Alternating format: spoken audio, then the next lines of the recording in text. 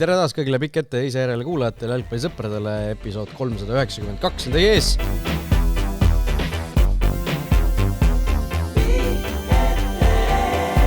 Laua taga Karel Tall, tere hommikust. Tere hommikust. Markus Jürgenson, tere hommikust. Tere. Ja mina, Raul Õessar. Räägime täna euromängudest, räägime põgusalt Premier League'st, sest seal ka mängiti, kuigi mitte täisvoor. Räägime natukene väliseestlastest, räägime naiste jalgpallist ka natukene. Ja muidugi kõik muud rubriigid on meil ka täna kavas, mis tavaliselt on. On või? Mis asja? On või? On ikka. Ma kutsun siis ma teen selle üleskutse osa. See rubriik. Üleskutse. Ja reklaamiminutid. Jah, ei see on see palve toetuseks. Ja, väga õige. Ma pean tsiteerima seda, ma umbes täpselt aasta tagasi on üks tsitaat olnud, kus oli pole kindel, et ma seda uuesti teha tahan.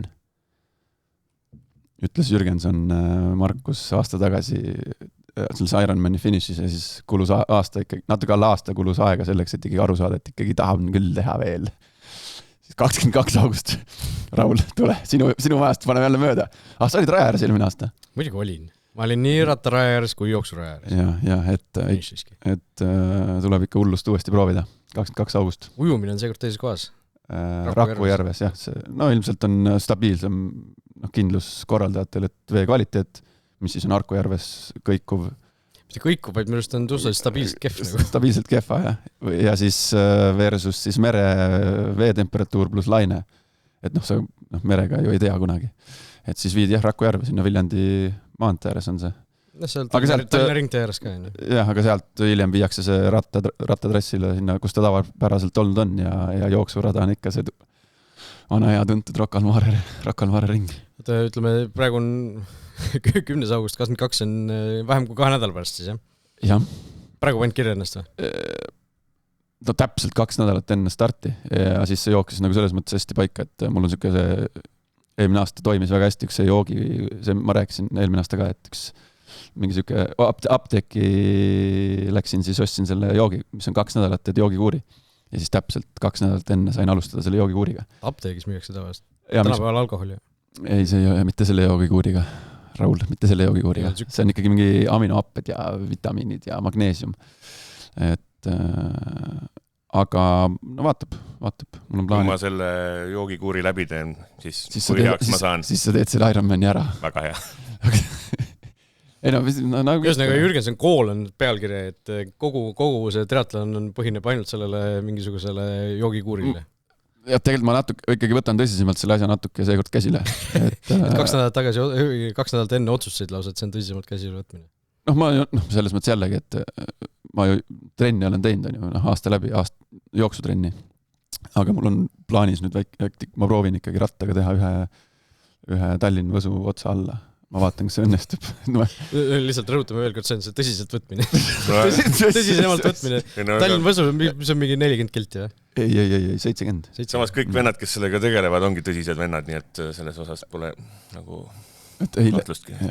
Kalevilt saan ratta ja eile sain räägitud, et see nädal saan ratta kätte äkki. Et tulge kõik, et see on kihv vaatamine ja ilma naljata, et see nagu, mida rohkem tuttavaid nägusid või selliseid hüüdeid sealt raja äärest tuleb, see nagu kuidagi ikkagi annab natuke jõudu juurde. Kas seekord siis jooksad lõpuni välja ka? Pead ei anna, aga kuna start on ilmselt, ma loodan, et normaalsel ajal, ehk siis seal 6-7 vahel, mitte nagu eelmine aasta ju lükati 2 või 2,5 tundi edasi starti, ehk siis see jooksu lõpuosa jäi täitsa pimedasse, siis tookord hakkas külm lihtsalt, meeletult külm, siis seekord ma loodan ikkagi nagu enne päikseloojangut jõuda. Mingi arhailine eesmärk enne päikseloojangut finišisse ikka. Ei sa ju nägid eelmine aasta. Valgel 3D ristil. Sa nägid eelmine aasta, kuidas see välja näeb lõpus. Nägin. See fooliumi tekid olid peaaegu igal võistlejal ümber lõpuks. Mitte mul. Mitte sul. Aga eesmärk siis enne päikseloojangut lõpetada mingeid see ikkagi Sokkernit hea pildi saad, siis päikseloojangu ka tulen sinna kaare alla. Keksides seal. Kelle enam helistada ei saa, enne? Ei saa, jah, see on ainult esmakordselt. Aga jälle, eks ei pane mingid eesmärke, et see on rumalus seal panna mingid eesmärke. Kihvt on lihtsalt läbi teha ja ennast nagu testida veidi.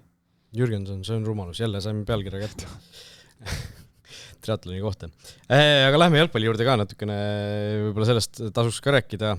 Euromängud siis, eurosuvi meil jätkus ja jätkub endiselt ka. Ja Paide mängis siis Viini Rapidiga see eelmise nädala nii-öelda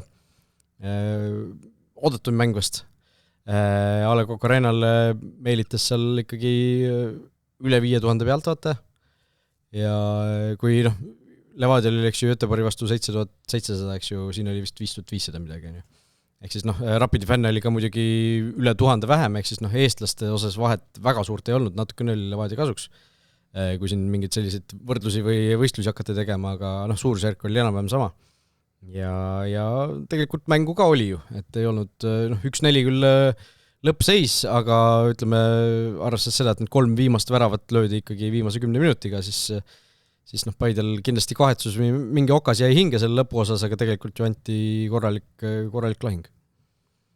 Kahju lihtsalt, et see edasipääsu lootus tegelikult nagu sisust kustus.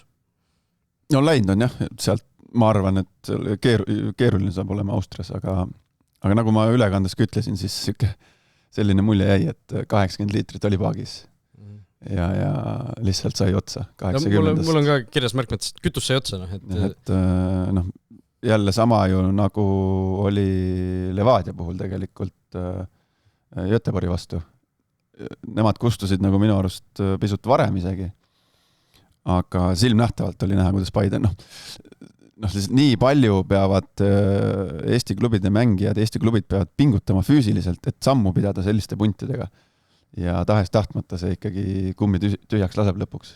Aga ja nagu Kink ka vist kommentaaris ütles, et teine värav murdis nagu ka vaimselt, et lisaks sellele füüsilisele kurnatusele tuleb sealt see teadmine, et sa hoiad seda 1-1 pikalt, on ja. Siis sa kuidagi kuskilt sa leiad ikkagi mingisuguse jõuvaru tänu sellele seisule. Aga siis, kui see teine ära lüüakse, siis toimub ilmselt ka vaimselt see murdumine ja see toimus ka siin A Le Coq Arenal toopäev.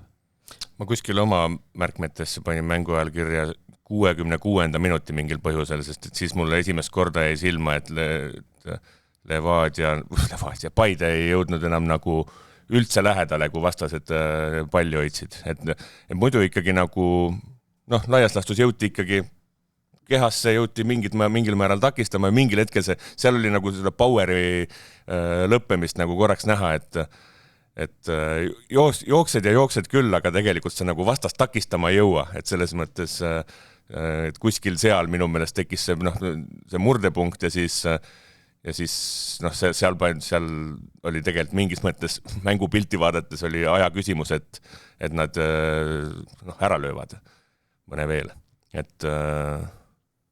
Et kui jube väsitav on niimoodi mängida. Eelmine nädal sattusin ühe väga hea treeneriga ka seda mänguasja arutama, siis ta ka ütles, et kõige väsitavam asi jalgpallis on olla ikkagi see kehvem meeskond väljakul.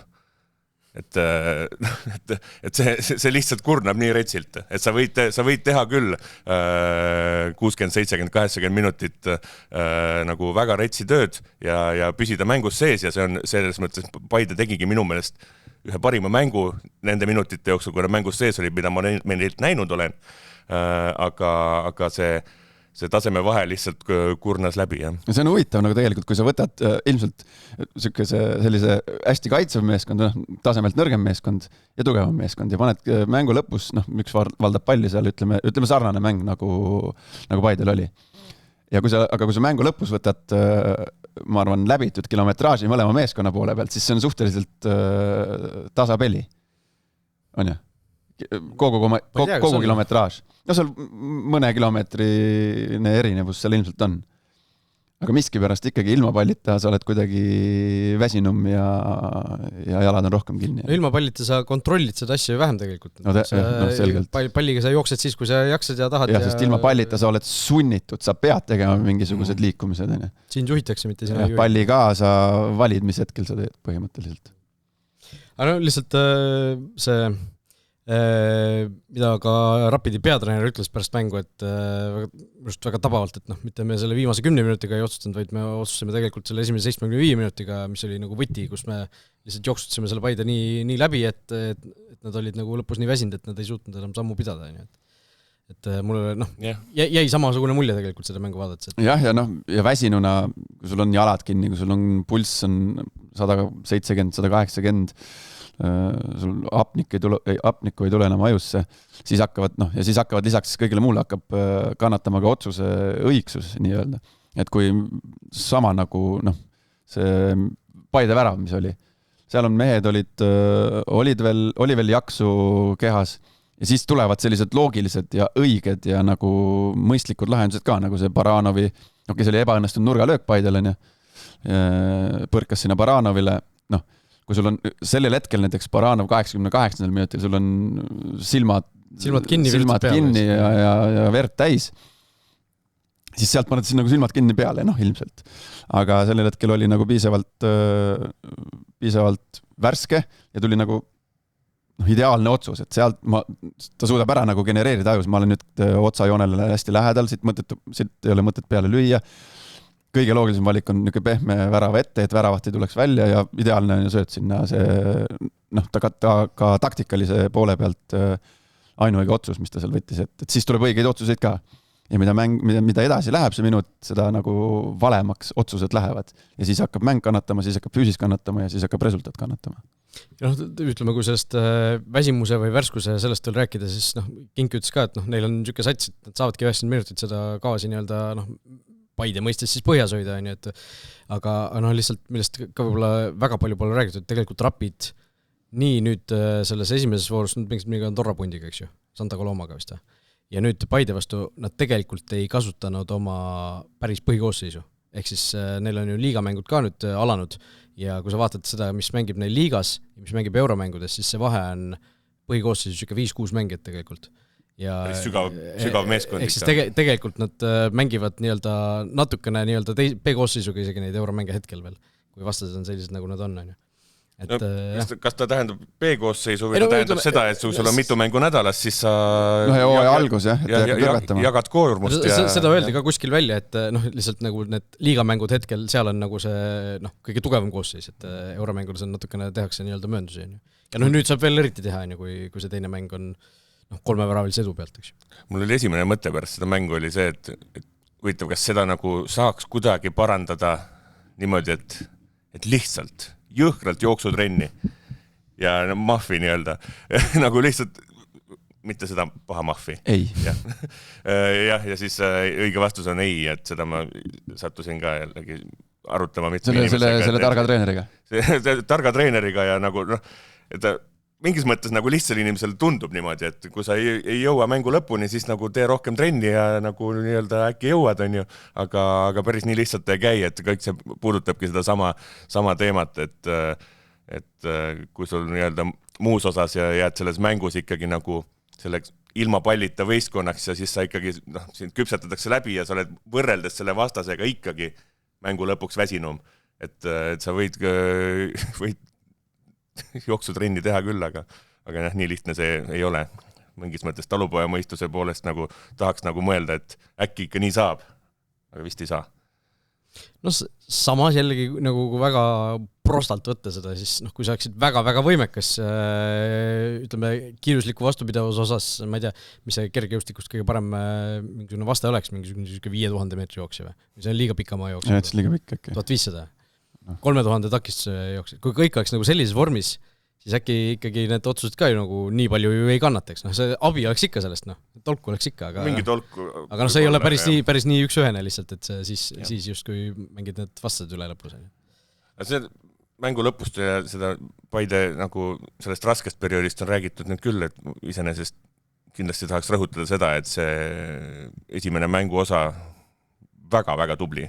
Minu meelest nagu esimene poolaeg, teise poole ja esimene pool üllatas mind väga positiivses mõttes. Väga cool nagu ja tegelikult see Rapid, kui võtta see esimene poolaeg, Need küll valdasid palli rohkem ja nii, aga tegelikult nad ohtlikesse kohtadesse eriti ei jõutud. Et selles mõttes see Paide nagu kaitsesüsteem, südikus, võitlusvaim, see nagu selles mõttes oli väga-väga hea. Ja seal oli 1-2 sellist ohtlikumat asja, vasakult äärelt tuli läbi mingi sööt värava ette, aga tegelikult see penalti oli õnnetus ja ülejäänud asjad prooviti mingit kauglööki, mis on tegelikult suhteliselt seifid, et see ei ole midagi päriselt ohtlikku, on ju, nagu midagi hullu. Et selles mõttes hoiti ikkagi see endast tunduvalt parem tiim oma väravast nagu mõnusalt kaugel, kuniks jaksati. Paidel tegelikult, kus seda nagu imeks-pandavam või muljetavaldavam see on, et teist euromängu järjest neil ju see mängu algus läks nagu täiesti aia taha, Siira vastu ka ju, Siira kohe sai algus kätte selle, mis nad tahtsid. Siin ka Rapid, tõesti 0 kohast sai värava kätte, tasuta värava sisuliselt, on ju. Ja alustasid sisuliselt 1-0 edu siis seda mängu. Esimese poole statistika XG 1,26 ja 1,63, napilt Rapidi kasuks. Palli valdamine 76-24 Rapidile ja peallöögid 6-6. Et ja need 6 ei olnud ohtlikud peallöögid tegelikult nagu niimoodi võtta. Peale selle penalti, on ju. Ja see oli päris ohtlik. Paidel oli siis 2 väga ohtlikku peallööki seal 2 sekundi jooksul muidugi, et Padamosi lati kõigepealt ja siis luts sisse, eks ju. Ja pärast seda kohe oli Padamosil tegelikult veel üks šanss, aga lihtsalt oli vasaku jala all, jah. See penalti oli ka, see oli ikka ka ebaõnn, seal oli ju näha, kuidas ta nagu tõmbas kätt ära. Ei, ta tuli alguses, võttis kaitseasendi võttis sisse, pani käed selja taha, siis korra lasi lahti, siis pani uuesti ja aga sellest piisas. Võtta meie nurga alt seal tundus, et ei olnud midagi, et olid käed nagu kõrval, aga kordus näitas jah, et ei olnud seal väga midagi vaielda. Ebaõnn jälle see, et VAR nüüd siis on, et Aland järgmisest ringist või põhiturniirisse, aga Paide ja Õnne osas nagu ei ole kellelgi vist midagi rohkem. Aseris pääsesid tänu sellele. Aseris jah, tänu sellele ju pääsesid. Ja, aga näiteks lihtsalt võrreldes selle Aseris Atsiga mängudega oligi see, et seal ikkagi nagu vastane tekitas kohe ikkagi palju rohkem neid päris siin on ka võõrsil mäng on ees veel. Ja, päris võimalusi, et siin ma räägin, praegu kiinangi seda kodumängu. Ja võõrsil läheb raskeks. Ma loodan, et seal ikka see teatav, et mingisugust, seda ei saa tulla mingit motivatsioonivärki, Tegelikult sa ju mängid ikkagi nii paljud asjade nimel. Paide jaoks. Jah, et sa eriti mängijatel endal ju selles mõttes, et see on ikkagi nii suur lava, kus näidata enda oskusi ja nagu oma karjäärile mingisugust nagu teatavad ka sammu edasi. Ei loomulikult. Tarmo Kink ütles ka ju seda, et see edasipääsuks, aga sellepärast me ju jalgpalli mängimegi selliste mängude jaoks on ju, palju, kui tihti sa saad, nagu kui sa oled, ma ei tea, Taaniel Luts, kui tihti sa saad selliseid mänge, kui sa nagu Eesti A-koondises ka ei ole veel, et see ongi ju... Ei mine sinna Austriasse, keera krussi seal mõned vennad 30 minutit kas või jää kuidagi silma, eristu millegi poolest ja... Ta pastakas valmis võib-olla tuleb kasutada. Jah, et see on see teine dimensioon seal kõige selle muu saatel nagu. Üks mees, kes kahtamata oma lilli väärib siin eriti selle eurosuve järel Nikita Baranov. Tuletu meelde, mees võeti 80. välja, tal krambid või midagi ja siis läks tulema. Ja seesama, sa kirjutasid ka see värava olukord, eks ju, kus tema tõste oli see, mis selle olukorra mingis mõttes avas seal. Ehk siis mees, kelle mina olin küll sisuliselt juba maha kannud. Sa olid ilge kriitik tal, ma mäletan. See oli ta hooaja alguses minu arust juba suhteliselt kriitiline. Hooaja alguses ja eelmine hooaeg ka ikkagi, et päris tihti jäi silma nagu ikkagi... Ta ei meeldi sulle lihtsalt äkki? Ei, mitte seda, lihtsalt ei meeldi. Kui mängija mängib kehvasti, siis ma ütlen, et ta mängib kehvasti. Ja ta mängis kehvasti, ma selle juurde nagu endiselt jään. Aga nüüd sel eurosuvel ikkagi selgelt leidnud mingisuguse uue hingamise ja kui... siin Christopher Käit tuli ja siis see Baranov Käit oleks vist praegu mõne kuu perspektiivis võib-olla Paide siis esipaar, kes kaitses. Tõesti jah, silmapaistev suvi on tal olnud ja mitte see ei ole nüüd mitte ainult see nädal, et see on juba mõnda aega kestnud ja eks seal on kõik nagu omavahel seotud jälle see, ütleme, mängijana ülikeeruline on, kus nüüd solgutatakse, kui sa oled nagu põhikoosseisu piiril, varumees, oled olnud põhimees, solgutatakse edasi-tagasi, siis sa tahes-tahtmata sul on mingisugune ebakindlus sees ja kipuvad sellised eksimused ka sisse tulema. Aga mingil hetkel mängija tunnetab kuidagi seda, ütleme, treeneri siis usaldust, me rääkisime sellest eelmine saade ka, et noh, sa lähed reede õhtul magama nagu teadmisega, et pühapäeva õhtul, noh, ma olen suure tõenäosusega, ma olen põhimees, minuga arvestatakse, ma olen nagu põhikoosseisu kindel alustaja, et siis kuidagi kõik see nagu see mure kaob nagu mängijal ära ja ta saabki näidata enda parimaid omadusi. Baranovil tundub, et praegu on see periood jälle käsil, et loeb olukordasid, kasutab seda kogemust, mis tal all on, 1-1 duelle võidab, et tõesti. See euromängude puhul natuke tundub, et see nii-öelda see mitte pallivaldav mängustiil, madalama liiniga mängimine aitab ka nagu kaasa sellele, et ta ei tee seda, noh, lõpuks ta on olnud alati minu meelest väga hea kaitsja, kes lihtsalt teeb aeg-ajalt selle suure jama.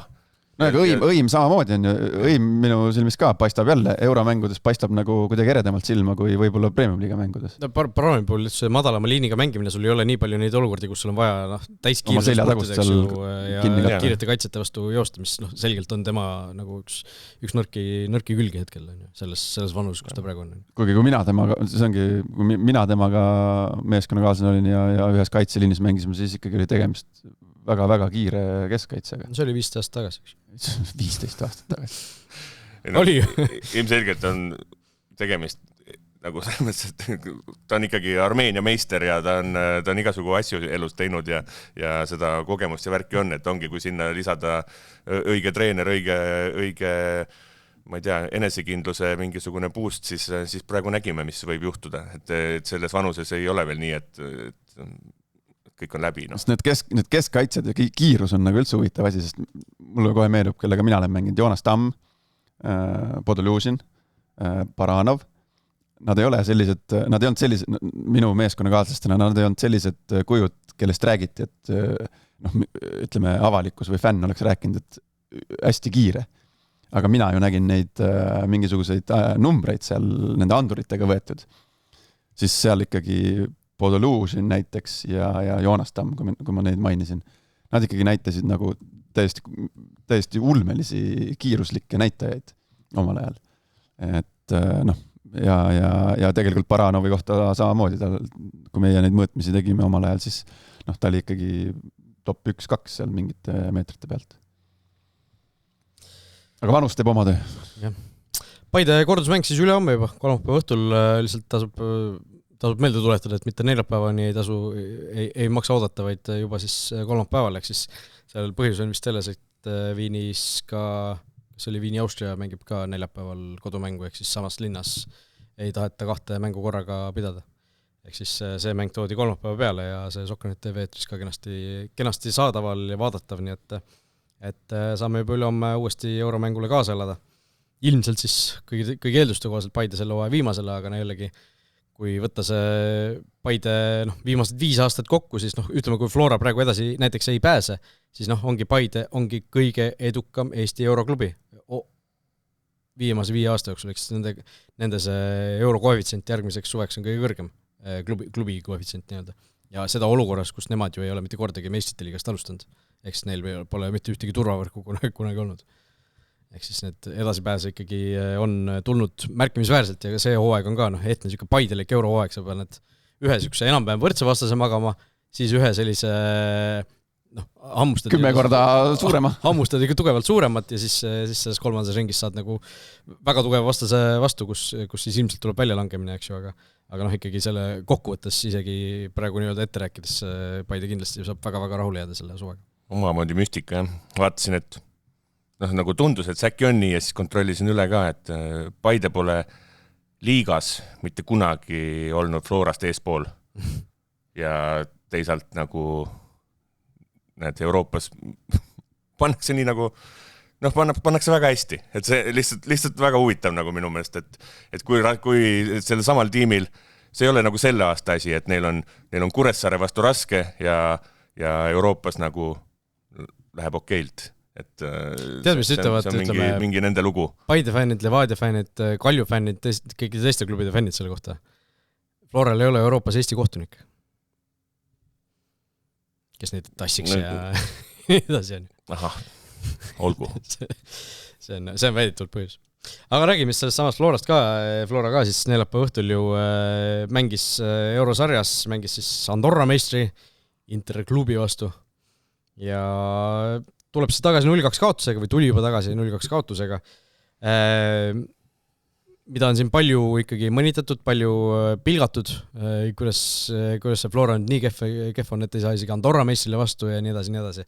No lihtsalt tasub jällegi, nagu me eelmises saates ka rääkisime, on ju, meie vaatajad, kuulajad on kindlasti sellega kursis juba, aga kes ei ole, siis Andorra meisterklubi ja Andorra koondis, need on nagu, vaata need Venni diagrammid, eks ju, need nagu ei kattu. Et kui Flora ja Eesti koondis suhteliselt palju kattuvad seal ühised mängijad, siis nagu Andorra meisterklubis vist ei mängigi ühtegi Andorra koondislast, on ju, et seal on ikkagi täiesti teistsugused mängijad, mitte siis Andorra teised mängijad, vaid mingid hispaanlased ja muud mängijad, et seal ütleme Andorra jalgpalli... Kus need koondised mängivad siis?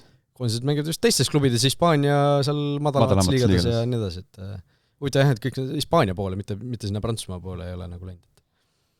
Nad räägivad Kataloonia keelt Andorras vist, eks ju, et...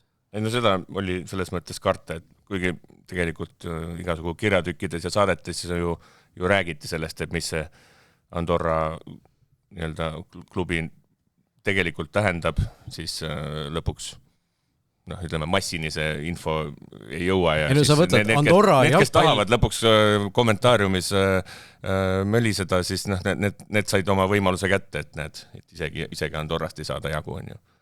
Aga siin on õnneks teine mäng veel ees, siin on lootus on see, nagu see Maxi kuulus postament tsitaat on, et selle Interklubi kohta käib see tõesti, et see Interklub kodus ja Interklub Võõrsil 2 päris erinevat võistkonda. Nüüd on nad kodus, nüüd on 9-1 või eurosarjas või mis sina ütlesid selle eelmine kord, 8-1 oli nad kaotanud. Kaotus, jah. 8-1 kaotus.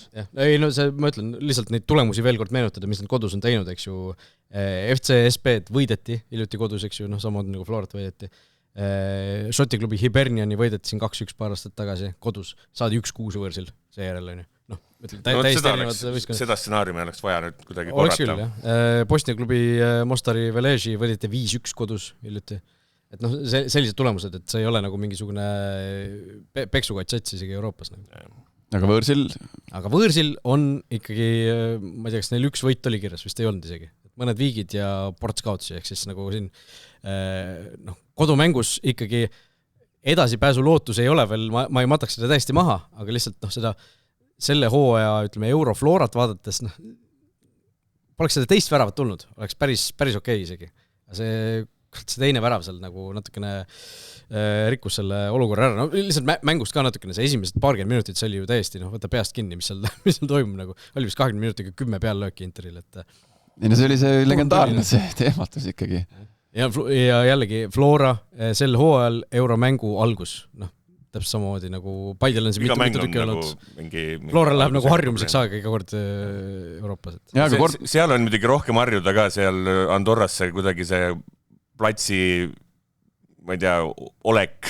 Plats oli hea ja see oli hübriidmuru, see ei olnud mingisugune... Märg oli vist väga ja see oli näha ju, et nagu päris hästi nagu hakkama ei saanud sellega, et selles mõttes, et heaks ju oli siis kummaline. Ma ei tea, minu meelest oli näha, et nagu selles mõttes, et raske oli, nagu igat pidi oli raske neil nagu. Mis iganes põhjusel oli, see 1 värav tuli, selgelt oli nagu loogiline selle esimese 20 minuti järel, on ju. Aga see tegelikult see, eriti teine poolaeg oli ju päris nagu lootustandav ikkagi Flora poolt vaadatud, et siis saadi nagu mängu sisse, isegi teine poolaeg pigem oli Flora käes, kuniks siis Evert Grünwaldilt harva nähtav nagu puterdamine Euroopas ja sealt tuli siis see teine värav, mis ikkagi Interi edasipääsu lootusi tõstab päris arvestatavale kõrgusele nüüd teise mängu ajal. Jaa, aga ikkagi endiselt kodumängule nagu ei saa nagu Konstantin Vassiljev ja tema tiim ei saa nagu hurraaga peale minna, nii et eelkõige on nüüd vaja ikkagi endiselt on vaja ikkagi kaitses asjad korras hoida ja ei ole vaja kohe esimene pooleks seda ühte väravat. On vaja seda ühte, et tekitada see särin sinna sellesse mängu ja vastastesse. Aga peab suutma nagu vältida selliseid kaitseapsakaid ja mingeid unustamisi ja lohakusi kaitses, et sealt hakkab pihta, meenutame siis seda kas või seda Levadia eelmise aasta, kellega see oli Luksemburgi mändiga. et sellist asja vältida, et nii kui esimese Flora peaks saama, siis on kohe vastasel ikkagi kaabjad värisevad. Jah, hurraaga ei tohi peale minna, sest et nagu näha, siis oli jah, nagu vastane isegi esimeses mängus mängis Flora ikkagi üle suht selgelt minu meelest ja siis, aga teisalt sellest hurraast nagu pole liiga kaugel see osa, et nagu enesekindlalt peab peale minema.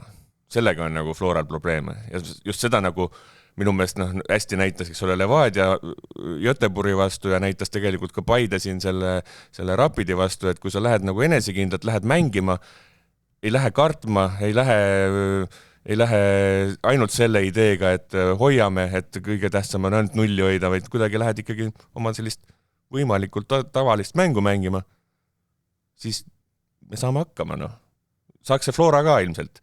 Tõsi, Floral on, nad ei ole selles mõttes minu jaoks ka nagu näidanud sellel aastal midagi siukest, et väga uskuda seda, sest et mulle tundub, et selle tiimi, see peamine mure on lõpuks selles, et see tiim lihtsalt ei ole praegu nagu valmis tegelikult selleks Euroopaks ja mängutempoks, et eriti just kaitsefaas ja mingi osa tiimi nii-öelda tuumikust lihtsalt ei ole valmis.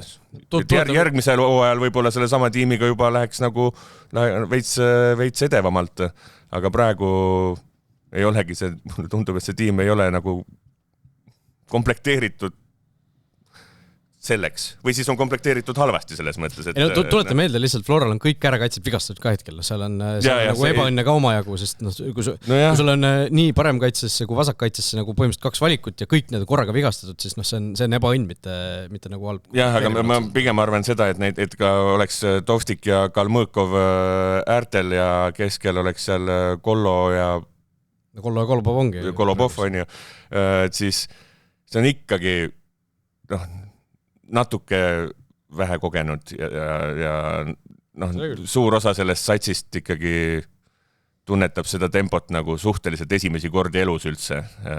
Et muidugi on seal Zenjov ja kogenud vennad ka, kes teavad seda tempot, aga mingi osa võistkonnast ei tea.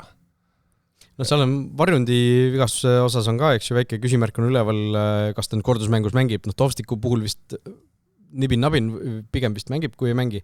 Aga mingi lootus on, et natukene sealt hakkavad kutid tagasi ka tulema. Aga jällegi me ei saa siin rääkida, et Tovstik ja Varjund oleksid nüüd mingisugused võluvõtmekesed, kui nemad mängivad, siis kindlalt edasi peas kotis. Ei, aga hea uudis on tõesti see, et 0-2 pealt ei ole nagu mingit, seda jama ei ole, et asi läbi oleks.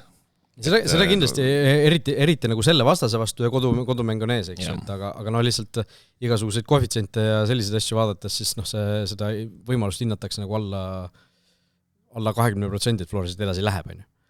Eks see on keeruline. Ja järgmises voorus, või ette vaadates eelmisel nädalspäeval oli loos ka, toob meile Drita, kui siin Flora peaks edasi saama, selle Flora ja Interi paari edasi pääs ja läheb siis Dritaga kokku, on ju, kes siin esimeses mängus selle Tre Fiorit ikkagi vist 4-1 võitis, eks ju, et seal ka ei tohiks küsimust olla.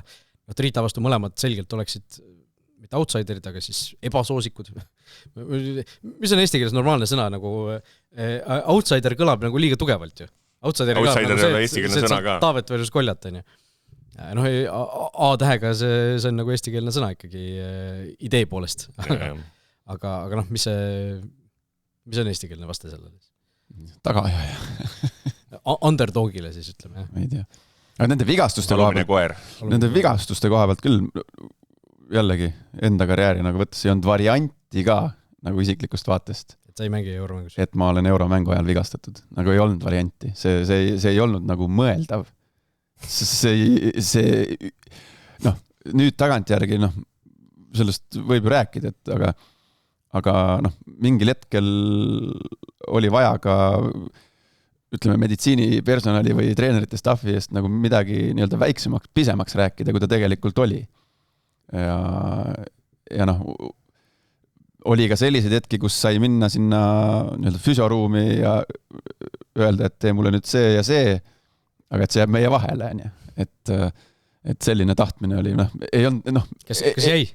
Ei jäi, sellised asjad jäävad ikkagi, üldjuhul, vähemalt meie ajal, jäävad lihtsalt ma mõtlen füsioterapeudi vaatest päris nagu ebamugav olukord tegelikult, kus nagu sa... No jaa, aga kui mängija tuleb, et anna mulle nüüd natuke kangemat seda valuvaigestit kui ibu, anna mulle seda mingit retsepti oma, mis on ikkagi, ma ei tea, mitu korda siis kangem, tõmbab natukene, need kangemad valuvaigestit tõmbavad natukene peaga surisema, kui esimest korda võtad.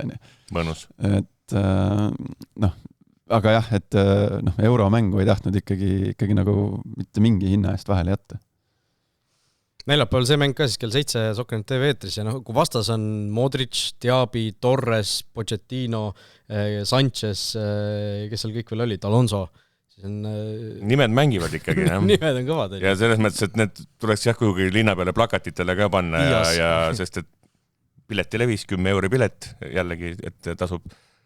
Tuleb selles mõttes, et see üleskutse küll, et Levadiale ja Paidele Eesti jalgpallirahvas kinkis tegelikult ikkagi väga nagu meeleolukad õhtud siin.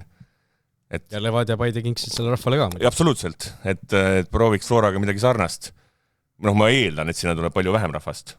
Tunne on küll selline, ütleme, kui vaadata ka seda, palju tuli siin ju TNS-i vastu näiteks ja siis seal nagu tõesti eri kaalukategooriad. Mulle tundub, Flora nagu ei pinguta ka sellises võtmes nagu paar tuhat. Levadia, eriti Paide.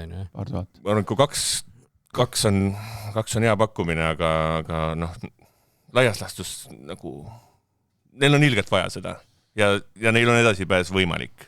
0-2 taga tegelikult on edasipääs võimalik, et võimalusel ikkagi seesama rahvas võiks ühe õhtu veel siin veeta.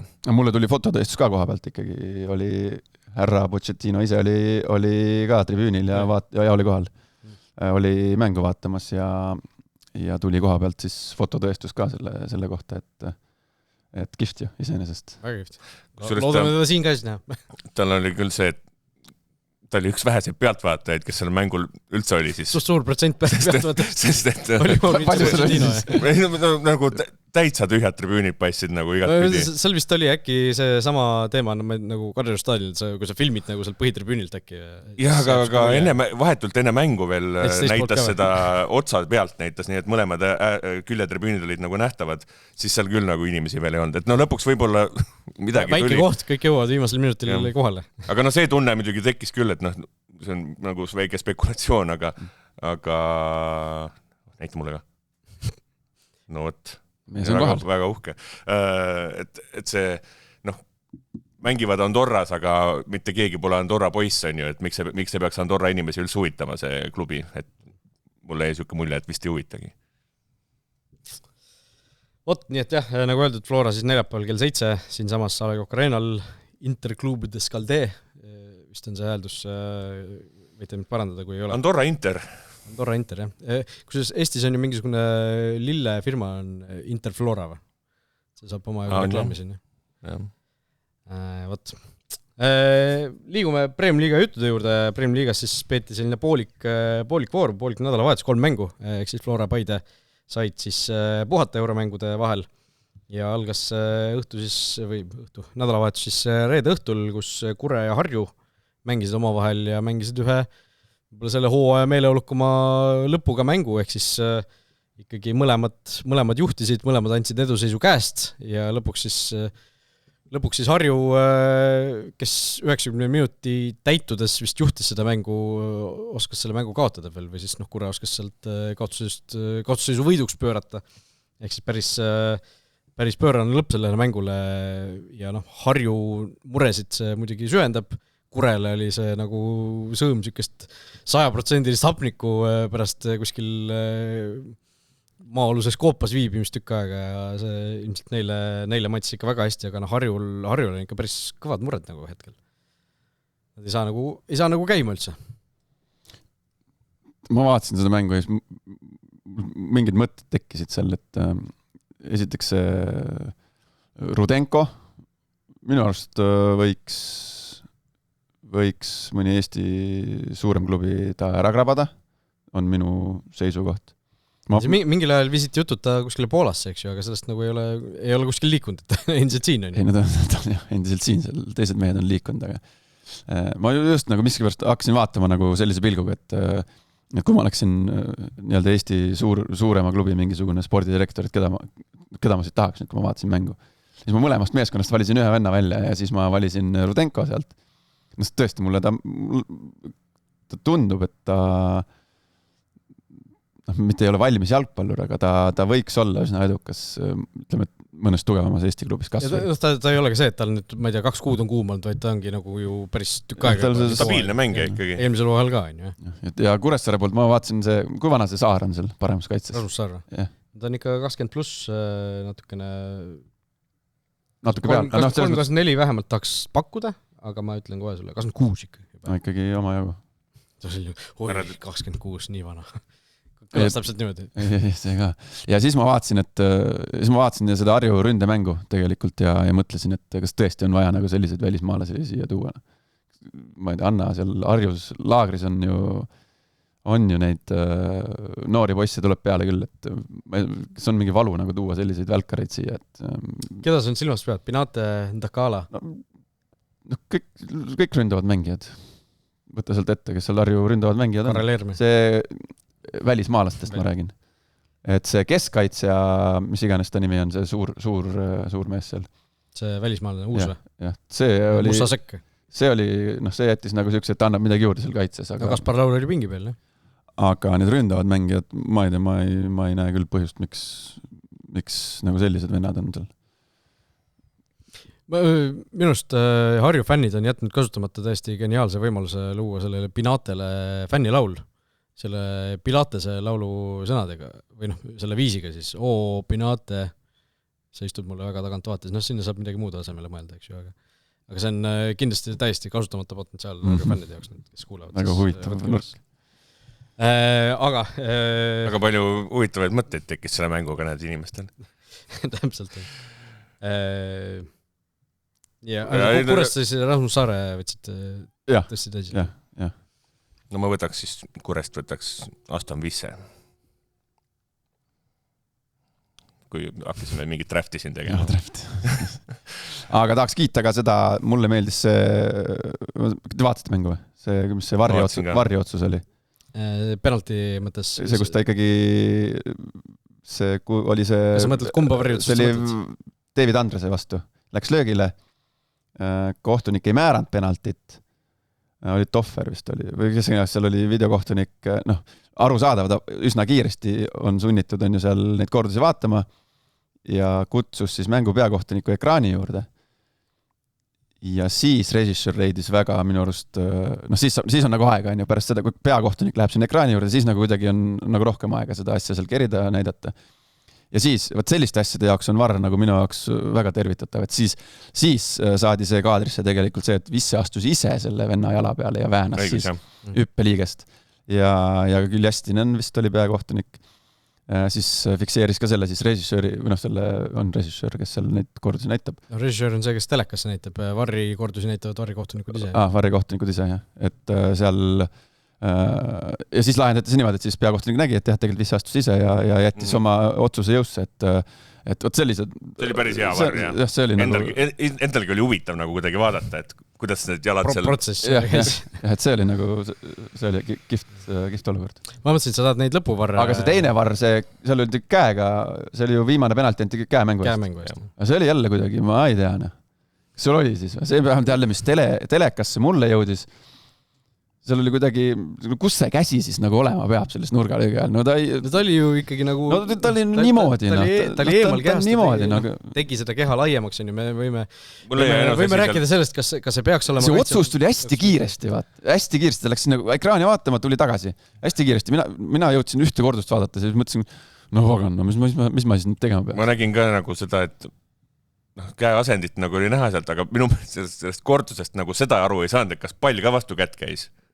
Aga seal on nagu see nurk, mida jääb mõnikord nagu ka märkamata meil on see, et või tähele panemata kuidagi, et kohtunikud ju ise ka näevad ja kuulevad, et pall käib vastu kätt, on ju. Ja siis vaadatakse varrist järgi, et mis asendis see käsi oli, on ju. Et see võib-olla teadmine oli juba enne olemas, et pall käis vastu kätt ära, on ju. Ja siis vaadati veel varri pealt üle nii-öelda käe asend või midagi siukest, et selline variant on ka iseenesest nagu variant, aga no ma ei tea, mis seal tegelikult juhtus. Minu jaoks ei olnud, ma ei tea, hooaja top 5 kõige ebameeldivamad otsused või ütleme, ebaõiglasemad penaltid. Ei no kui ta seal vastu kätt käis, siis oli... Käeasend oli selline, mille eest tänapäeval antakse penalti. Seda küll vist, jah. Samamoodi nagu selle Paide euromängu puhul. Aga mäng iseenesest oli ju äge, mis see dünaamika seal oli, see Harju Nuuma tegi on ju kolm vahetust ja need kõik olid kohe, keerasid selle mängu teisel poole ajal ümber. Kes seal kõik varust tulid. 2 tükki olid värava ja 3. söödu. Saja kosa, jah. Ja 3. pani söödu. Harju oma poisid. Jah, see on, Harju omad poisid tulevad. Et seal on neid noori küll, aga lõpp oli raju, jah. Eks nad, mingis mõttes oli veits õnne ka, aga mingis mõttes seal kuidagi üllataval kombel Harju ikkagi andis selle mänguga lõpuga kuidagi käest ära, mida nagu neilt lõpus see siis Varr läks vaatama, seal natuke oli segadus, et mida seal vaadati, seal vist oli see mees, kes suluseisus oli, kui Vahermägi Vahermägi oli see, kes lõi. Vahermägi lõi, siis seal tegelikult üks mees oli suluseisus ja siis ilmselt hinnati, kas ta segas värava või vaatevälja, mulle tundus, et oli see asi. Ja seal vist see ka olla... vaadati nagu ootamalt pikalt, sest seal oli aru saada, et see vahepealne puude oli ju Harju enda mängi peast, et see ei olnud nagu mingi kuremängija, kes pikendas. Jah, aga seal oli üks väravahi, natuke vasakut kätt oli siis üks Kuressaare mängija, kes siis hinnati mitte nagu väravahti segavaks. Kuremehed sai 2 korda tähistada siis. Mulle just mulje, et hinnatakse hoopis seda, et kui palju see peamäng nüüd mõjutas, et kas see oli lõpuks tahtlik või juhuslik puude selles mõttes. Jah, just, et kas see oli kaitsjaga nagu nii-öelda kaitsjasööt ründajale või oli see ründava meeskonna sööt ründavale meeskonnale, aga kaitsja lihtsalt riivakas vahepeal nii-öelda. Aga seal mingi otsust võeti vastu. See oli õige otsus. Ma arvan küll. See oli kindlasti õige otsus. See oli õige otsus, jah. Ütleme sellise jalgpalli ilu mõttes oli ka ainugi otsus, et kuremehed juba tähisid, see oli nagu meeletu tagasitulek ja siis sa võtad selle ära, saaks ikka valda. No aga võeti, tegelikult võeti see aga siis sai uuesti tähistada. Siis sai uuesti, aga siis on natuke teistmoodi. Ja seal mängukommentaatoritel oli alguses ka arutelu seal, kui oli mängu algus ja loosimine oli. Mõlema meeskonna kaptenid olid väravahid ja siis sellisel puhul ju ma ei tea, kas see on ka tegelikult mingi uus komme, et nüüd kutsutakse siis ka nii-öelda abi väljaku peal olev kapten, et just, et kaptenil on, nüüd järgitakse tõsisemalt seda, et kaptenid võivad vestelda nii-öelda peakohtunikuga, et siis väravaht ei käi sul seal vastase kastis rääkimas ja igal pool, et siis on lihtsalt need vennad tulevad ka sinna loosimise juurde. Huvitavatest mõtetest, mis selle mängu vaatamise ajal tekkis sel teemal jätkates, siis mina hakkasin ka selle sama asja peale mõtlema selle peale, et kas kui kaugel me huvitav oleme sellest, et nendele väljakumängijatele tekitatakse ka mingi käepael käe peale. Kas või teist värvi või mingisugune kuidagi märkida, et kes see siis nagu nii-öelda see abikapteni pael. Väljakumängija kapten, kes võib kohtunikuga rääkima tulla. Praegu see kohtunik peab seda meeles pidama lihtsalt, kes see on. No mina loodan, et ei tekigi. Ei teki, jah? Mina loodan. Mingisugune väike siuke märk siin, kleepekas keskele või... Variant ei on tegelikult, mida variant on, aga... peapael või? Mõtleks, jah. Kapteni pael võikski peapael olla edaspidi. Müts. Ei no, pange väravahte kapteniks lihtsalt. See on ka variant. Aga Harjust siis veel üks uudis tuli eelmisel nädalal lahkus laenule Ramol Sillamaa Rootsi tugevaselt 3. liigasse. Jönköpings Södra võistkonna nimi. Seal on veel eestlasi mängida. Minul tuli kohe lõi lamp põlema, see on ju Kristjan Viikmäe kunagine koduklubi. Kristjan Viikmäe mängis selle klubiga lausa Rootsi kõrgliigas ju. Vist 2008-2009 ajal. Et ta vist, kui ma õigesti mäletan, siis... Kus see Vunk mängis... See oli Sürjanska. Assurjanska või Sürjanska, jah. Ja midagi siukest. Seal mängis ka vist ju Tõnis Vanna. Vanna käis seal. Ja ka Teet Allas käis seal. Et Teet Allas mulle rääkinud sellest klubist, kui ma tean. See ongi, nagu nimiga ütleb, see on süürlaste klubidega. Jah, aga see Jönköping Södra siis Rootsi tugevalt 3. liiga hetkel. Ramol Sillamaa see hooaeg, minu jaoks küll üks suuremaid pettumusi nagu arvestades üks värav oli poole aega. Isegi oli seal palju oli, aga eelmine aeg tuli poolega 7. Eelmine hooaeg ta ju tuli kohe, tegi Eerme sai ju vigastada, ta võttis selle Eerme rolli nagu ründeliini liidrina nagu niimoodi üle ja noh, mina ootasin temalt sel hooajal ikka päris nagu korralikku läbimurret, aga noh, tal oli raskusi, et saada põhikoosseisu selle asemel. Et selles suhtes mingisugune siuke värskendus keskkonna näol ilmselt tuleb talle kasuks. Noh, see tase, ütleme Rootsi tugevus 3. liigas kindlasti on okei tase, aga lihtsalt noh, see ei kõla väga seksikalt kindlasti, eks ju, aga noh, see on laen. Tase on ilmselt sarnane nagu. No ma ei tea, kas see on sarnane. Ilmselt on enam-vähem. Jah, nii palju, kui ma mingit taustainfot kuulsin, siis seal, eks ta sinna poole läheb ja et tal ikkagi selgelt mängija ja treener, mängija ja klubi mõlemad nägid, et see periood ei ole tal praegu väga hea ja kui tekkis selline võimalus, siis suhteliselt üksmeelselt nähti, et see võib olla hea. Et ta ilmselgelt on andekas kutt ja vajab praegu mingisugust uut boost'i. Oota, aga ta tuli ju väljamaalt. Ta tuli Slovakkiast, tähtsalt Samorimmist. Ja siis enne ta on mänginud ka Belgias, et ta on saanud neid keskkonnavahetusi tegelikult päris mitmeid. Et loodetavasti mõjub ikkagi hästi. Et ta on olnud siin U21 on olnud ikkagi ta on Eesti koondisena, ta on üks mäng kirjas. Oluline lüli, noh jah, U21 on ta olnud nagu eelmine aasta ikkagi oli tähtismängija.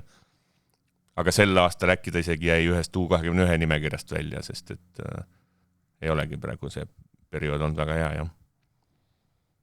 Aga noh, nagu me teame eelmisest sügisest, siis temas on ka see tegelikult see tõsine mängumees sees peidus, et see tuleb. Muidugi.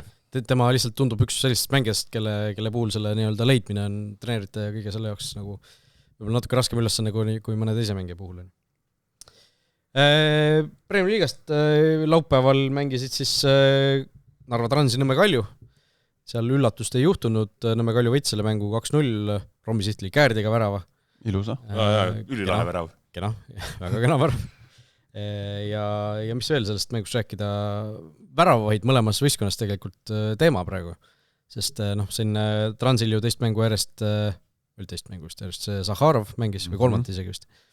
Ja Kaljul teist mängu järjest ju Berge asemel Pavlov oli väravas, et see, ja Trans nüüd tõi uue väravõi endale, et siis see kampaania ikkagi, uus peatreener on selle püsimajäämise teema ikkagi korralikult käsile võtnud ja ilmselt siis identifitseerinud ühe nõrga kohana väravvahtide osakonna, millest me oleme siin juba algust saati rääkinud. No seal muudatuse tegi juba tegelikult esiväravahi näol tundub, et tegi varasemalt ära, aga on nagu see pilt on tegelikult Narva Transi puhul nagu nüüd natuke paremaks ikkagi läinud ja on nagu arengut näha ja mingisuguseid paranemismärke ja lootuskiir kuskil seal paistmas on, aga jällegi, et ei saa nagu see 7. või 6. minut, kuna see Kalju seal juhtima läks, selliseid asju seal jällegi, see treener võib igasuguseid asju teha, aga kui see kaitsemängija laseb kastis pöörata otsajoone poolt vastasel niimoodi maha enda pealt, seal ei ole ei klubi süüdi, seal ei ole ei see kampaania süüdi, seal ei ole presidendi poeg süüdi, mitte kedagi, seal on see konkreetne see mängija rumalus ja mitte nagu õigesti mängimine selles hetkes, et sa ei saa, sellisel asjal ei saa lasta juhtuda karistusalas. Ja ma kujutan ette, et seal tuleb välismaa treener, sinna Narva Transi ja tal pole isegi ju, ta ei suuda isegi nagu mõelda sellisele asjale, et ta peaks mingil hetkel, mingil kujul nagu sellist asja mainima mängijale. Et sealt, see ei ole see asi, see ei ole see asi. Et siis ongi, siis vaatad ja siis peabki tegema peatreener, ma ei tea, kas nüüd oli see Burjanaatse koosseisust väljajätmine, nüüd oli nagu see eelmise korra esituse nagu põhjus või mitte, aga välismaa treener ja välismaal selliseid otsuseid tuleb, et kui sa nii jämedaid eksimisi teed, siis kahjuks järgmine mäng oled pingil ja siis võid ülejärgmine nädal olla tribüüni peal. Tegelikult oli Transi mängus oli nagu miskit ikkagi näha, et midagi nagu... Miskit oli näha, aga ma vaatasin seda mängut Podolusin, üksinda oleks ka kaitseliinist kõik need olukorrad kinni osta. Kuulus kiire Podolusin. Toke mängis nagu lolli. Toke punase juurde tahaks tulla. Minu jaoks oli see 2 kollasega punane, eks ju, seal suhteliselt lühikese ajaks. 4-5 minuti jooksul 2 mõlemad kollased kaardid olid sellised, kus see kollane kaart oli nagu selline väga maksimaalses selles otsas, kuidas seda olukorda nagu karistada. Et ta sai nagu 2 suhteliselt pehme vea eest nagu väga sellise... Esimene väga karmi karistuse. Väga karmi karistuse nagu selle eest, mida need 2 olukorda nagu kokkuvõttes... Esimene oli minu meelest ka see kollane, mis nagu võimalusel oleks võinud võib-olla isegi andmata jätta, seal oli see piiripealne. No pigem see teine oli ikka veel rohkem minu jaoks. Mulle tundus, et teise eest oleks teine oli nagu suhteliselt aus. See teine kiitus nagu, kes seal iganes kannataja oli, ta mängis selle väga suureks. Aga nagu kohtuniku vaatest nagu selles olukorras, ma arvan, kõigile oleks tegelikult olnud okei, kui sa lähed selle mängija juurde näitad, et sa tegid seal vea. Seda kuulsat märki. Nagu hästi agressiivne see, mitte ühtegi asja veel ja sa mängid edasi nagu, et ja mulle ei meeldi rääkida nagu, et ma ei tea, rikud mängu ära punase kaardi andmisega, aga see nagu, see oli nagu selle 2 olukorras, need olidki 2 ainsat viga, mis ta tegi on ju mängus, et see oli nagu natuke liiga karm karistus selle eest, mulle tundus sellist. Oli jah, 2 peale kokku oleks olnud viisakas 1 kollane. Või siis aus karistus, et sa ütled peatreenile, et nii, tule siia, sa võtad ta nüüd välja. sa võid uue mänge asemel panna, aga ta saab punasega, või nagu, et ta saab nii-öelda sellise punase kaardi, millega saad mänge asemel tuua. No miks ta ikkagi nagu ka mängija rumalus on, siis sinna jään pigem selle juurde, et kui sul selle esimese said ära, siis 4-5 mindsa hiljem uuesti hilinenult jalga lennata. Ma ei tea, minu meelest see teine oli kollane. Võimalik. Selles suhtes var ka ju, me teame, teisi kollaseid saab ju üle vaadata, kui see ei oleks nagu absoluutselt kollane kaart olnud, siis see oleks ära võetud. Aga lihtsalt jah, see ta oli nagu täpselt selline, et sa saad nagu kollase kaardiga karistada seda, aga võib-olla see keskmine kohtunik nagu ei annaks sellest kollast. Et see skaala nagu ulatus sinna kollase kaardini, aga mitte igal juhul. Telma igaks juhuks tuletan meelde, meil on ikkagi paberitega kohtunik siin laua taga. Mina ei ole paberitega kohtunik, varsti 10 aastat kohtunik siin laua taga. Ma ei ole 10 aastat varsti enam paberitega kohtunik olnud Markus. No, meil on paberitega kohtunik siin laua taga. Ja lisaks väravaht. Jah. Sellepärast ta räägibki, alustas juttu väravavahtidest. Kohtuniku peale ründajad jalgpalli. Mis selle Henri Bergiga siis toimub? Raske öelda. Ta on tiimi kapten, kindel põhiväravavaht. Ja nüüd tulemused tulid ka Henri Bergiga vahepeal. Ja siis nüüd istub pingil. Eksimus tuli Euroopas ju, mis... No mis siis on? Iga väravavaht eksib. Mille järel ta nagu pingil langes, on ju. Et võib-olla seal... mine tea, võib-olla seal on ka mingisugune mustkas kuskilt läbi jooksnud, on ju. Aga nagu sa ütlesid, meeskonna kapten tegelikult, kui ta tervenes ju eelmine hooaeg, siis ta ju klõpsti läks põhisse. Ilmselgelt on väga väravavaht ju. Tal on vigastusega ka muresid olnud, on ju, aga lihtsalt jah, praegu kindlasti huvitav jälgida, mis seal nagu edasi saab. Avastasid midagi? Ei, ma lihtsalt jäin mõtlema, et Kaljust ka midagi veel rääkida. Mis me Kaljumängust märkasime veel? Midagi või? Rohkem transispetsialistid. Sellest mängust nagu, ma ei vaadanud sellega otsepildis täispikkuses, et ma ei oska seal nii palju midagi kaasa rääkida, aga Kalju hetkel tabelis teisel kohal. Tuletan meelde, lihtsalt see sama Kalju on ju eespool nii Florast kui Paidest, aga Floras siis 2 mängu enam ja Paidest 1 mäng enam peetud, aga Paidega on vahe 6 punkti, eks siis Kalju neist on eespool nii. Ei, mäng toimis neil, loogiline ei olnud mingit paanikat, rahulikult tehti oma asja, ma ütlen veel kord, ma kiidan seda Kalju kaitseliini, ma kiidan eraldi Podoluusiniga koos kaitseliinis mängida on ma ei tea, mis see õige sõna oleks nagu. Lust ja lillepidu. No lust, sest ta ei ole üldse, ta ei ole ta ei jonni kunagi, ta ei hädalda, ta ei vingu, ta nagu teeb asjad ära ja vajadusel ta jookseb paremkaitset kindlustama, vasakkaitset, tal ei ole mingit häda. Ta on siuke suhteliselt laadna suhtumisega sellesse mängu olukordadesse ja nagu selles mänguski, ta oleks võinud üksinda seal kõik need Narva olukorrad ka ära lahendada ilma kahtlusteta seal kaitseliinis tegelikult. Ja tal ei ole nagu häda sellega, et mängijas on ründas nii kaua, kui ta jaksab, nii kaua ta teeb ja ongi kõik, et jällegi, et seal on nagu väga selgelt, tema keskendub kaitsmisele, tema üles on kaitseliinis, seal on veel Tambedu, kes seal need kõik on, et sellises mängus ka, et peab olema põhimõtteliselt ainult kontrarünnak oligi see, millega see Narva oleks võinud seal haiget teha Kaljule, aga Podolužin on ka selles valdkonnas nagu piisavalt kaitsva mõtlemisega, et need asjad ära hoida, et see oli see, mis mulle silma jäi tollest mängust. Ja Rommi siht on selles mõttes lahe, et tal ka selliseid asju, et ta teeb selliseid asju, et kuidagi nagu üha rohkem nagu tõestab mulle selle mängijana, kelle puhul, keda lihtsalt on nagu huvitav vaadata, sest sa ei tea, mis sealt tuleb. Ta oskab väga erinevaid positsioone mängida, ta oskab leida huvitavaid ägedaid sööte ja siis see, et sealt tuleb ka siukesi lahendusi, et ta näeb seda olukorda niipidi, et võiks kohe kääridega peale panna. Seal oleks muid variante ka selles mõttes, et võtad ühe komaks, proovid pöörde pealt lüüa või midagi siukest, igasugu variante oleks olnud, aga tal on äge, et tal on seda enesekindlust ja lusti selles mängus. No käärid on ka selline asi, mida näiteks mina ei oska vist korrektselt kääre lüüa või ma kardan kuidagi, et seal peab ikkagi oskama nagu kukkuda ja oskama seda oma keha valitseda, et samamoodi oli ju Kuressaare mängus proovis ka kääre. Jah, see oli kas sama Vahermägi oli vist. Jah, Vahermägi, aga käärilaadseid asju. Jah, üle pea löök oli. Jah, tal oli lihtsalt, tal jäi see tugijalg ikkagi maha ja ta lihtsalt nagu lõi nagu nii-öelda üle pea, nagu käärilaadne toode see oli. Aga see nagu tehniliselt see kääride löömine, lisaks see, et sa saad oma need jalad niimoodi õigesti käima ja sa saad õigel hetkel tabad palli, sinna juurde tuleb ju see kukkumine. Kui te nüüd vaatate, kuidas kääre lüüakse, siis sa kukud ju tegelikult kukkuma turja või selja peale nagu õigesti. Ideaalis sa võtad ikkagi selle ühe käega, võtad natuke hoogu maha vist, et sa natuke kontrollid kätega. Aga ega ta nüüd nii valus ka ei ole. Mul kunagi väga meeldis see tegevus. Minul ka.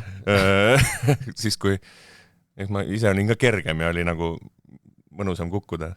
Aga perseka mängude nagu ülesehitus oli tihtilugu sellele ehitatud, et saaks ikka kääre panna.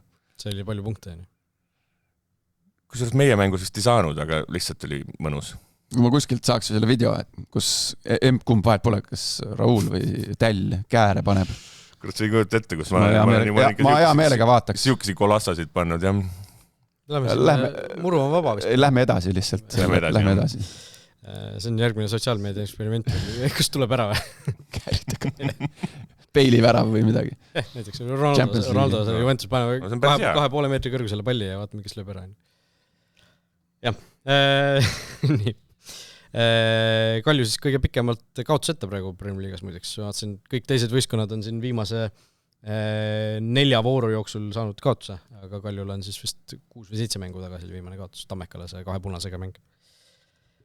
Levadia United oli siis vooru, ma ei tea, ei saa öelda lõpetav, aga praeguse seisuga lõpetav mäng, kus siis küsimust väga ei olnud. Levadia võttis 5-0 selle mängu ära, Saka sai punase, Levadia siis üks ründaja sai vigastada, kohe reageeriti väga kiirelt, 20 minutiga toodi uus asemele. Ehk siis Gregor Lehtmets seal esimest korda põhikoosseisus selle hooajal, eks ju Premier League'is lõi kohe värava ja siis kukkus endal Randme vist katki. Ja siis mängu vaheajal, Levadia ei raisanud aega, mängu vaheajal toodi endale Mollo Bessala. Juba ma kiidan esiteks seda formaati. Reede õhtul kell 7, laupäeva õhtul kell 7, pühapäeva õhtul kell 7. Premium Liigas siis, jah? Premium Liiga. Rohkem polegi vaja. Ideaalne. Uue võistkonnaga liiga, see eks ikka... Ei, mitte seda, aga see kuidagi oli kuidagi mõnus. Hajutatud, jah, ei olnud nagu... Et mulle need ühe päeva asjad nagu kuidagi ei meeldi. Alla 2 mängu on ühel ajal, 2 mängu teisel ajal ja... Ärme selle nädala lõpu juurde veel lähe. Läheb tuliseks. Pühapäeval on 4 mängu, jah. Et siis nagu pead mingi valiku tegema. Aga jah, siin selles pühapäeva õhtuses mängus, eile õhtuses mängus ei olnud nagu kahtlust, et kõik oli põhimõtteliselt nii, nagu peab, et tegelikult täiesti professionaalne meeskond, mitte täiesti professionaalse meeskonna vastu. Nõmme United ei ole profitiimis. Ei, seal on ikkagi, Nõmme Unitedis on ikkagi mängijaid, kes õpivad, kes osad ka töötavad, et ma arvan, et see on ju teada fakt, et nii on. Seal oli mingis mõttes siis võib-olla ju natuke pettumust valmistas, et see Nõmmel kuidagi see nagu mingisugune kaitsmine oli nagu kohati ikka täitsa pilla-palla või 2 nurgalööki järjest saab Rasmus Peetson otse õhust jalaga löögile. No see oli jah, maa lähedalt põrkas ikkagi pall jõudis sinna nagu jala juurde tegelikult. Jah, aga kuidas tegelikult ei saa, see ei saa olla ju võimalik nagu mingis mõttes, et noh, veel sellisele positsioonil ka, vaata, et see ei olnud niimoodi, noh, et Beckham paneb Roberto Carlosele sinna 25 peale jala peale, vaid sa paned sinna 5 kassi tagumisse nurka, paned sõbrale jala peale 2 korda järjest. Noh, et see ikkagi noh, mingisugust, ma ei tea, keskendumise või puudust või mingisugust segadust nagu näitas ja kogu see mäng lõpuks läks neil ikkagi nagu lappesse. Jah, kuigi 2 varasemat omavahelist mängu Levadia ja Nõmme Unitedi vahel läksid päris nugade peale. Üks oli see Sportlandi areenal, kus ju Levadia tuli ju vähemusest, tuli kaotusest välja. Sai viigi. Levadia sai viigi. 1-1. See oli pikka aega nende viimane võiduta jäämine. Ja siis teine, ja siis Männiku staadionil 2-1 10-kesi vist. See oli ka ju, jah? Kes see sai seal Liborova? Seal oli ka 10-kesi, või seal oli 10-kesi, said nagu võidu kätte. Jah, et seda arvestades tõesti võib-olla Levadia siis need mängud oli nii-öelda motivatsiooniks enne välja toonud, et kuulge kutid, et paneme nüüd asjad paika, et kuidas tegelikult asjad käivad. Aga noh, Molo Bessala, Tambetuu on lahkunud ja Levadia ikkagi tõi päris kõva täiendus endale. No, aga kui Vendel niimoodi toimetab, siis Vendel pani kübar, siis pole muret. Kas Vendel on praegu sel suvel liiga parim mängija või? Vendel on kuum. Eurosarjas ka ju. Ja absoluutselt, ta praegu ründavatest mängijatest ilmselt, jah. Ja ta praegu mis iganes eestikeelne variant on, ta oli natuke nagu unplayable, nagu noh, praegu Nõmme Unitedi jaoks küll. Tegelikult ta oleks võinud veel lüüa, aga läksid väravat tõrjus ja mõned löögi läksid mööda ka. Aga vend tegi, mis tahtis nagu.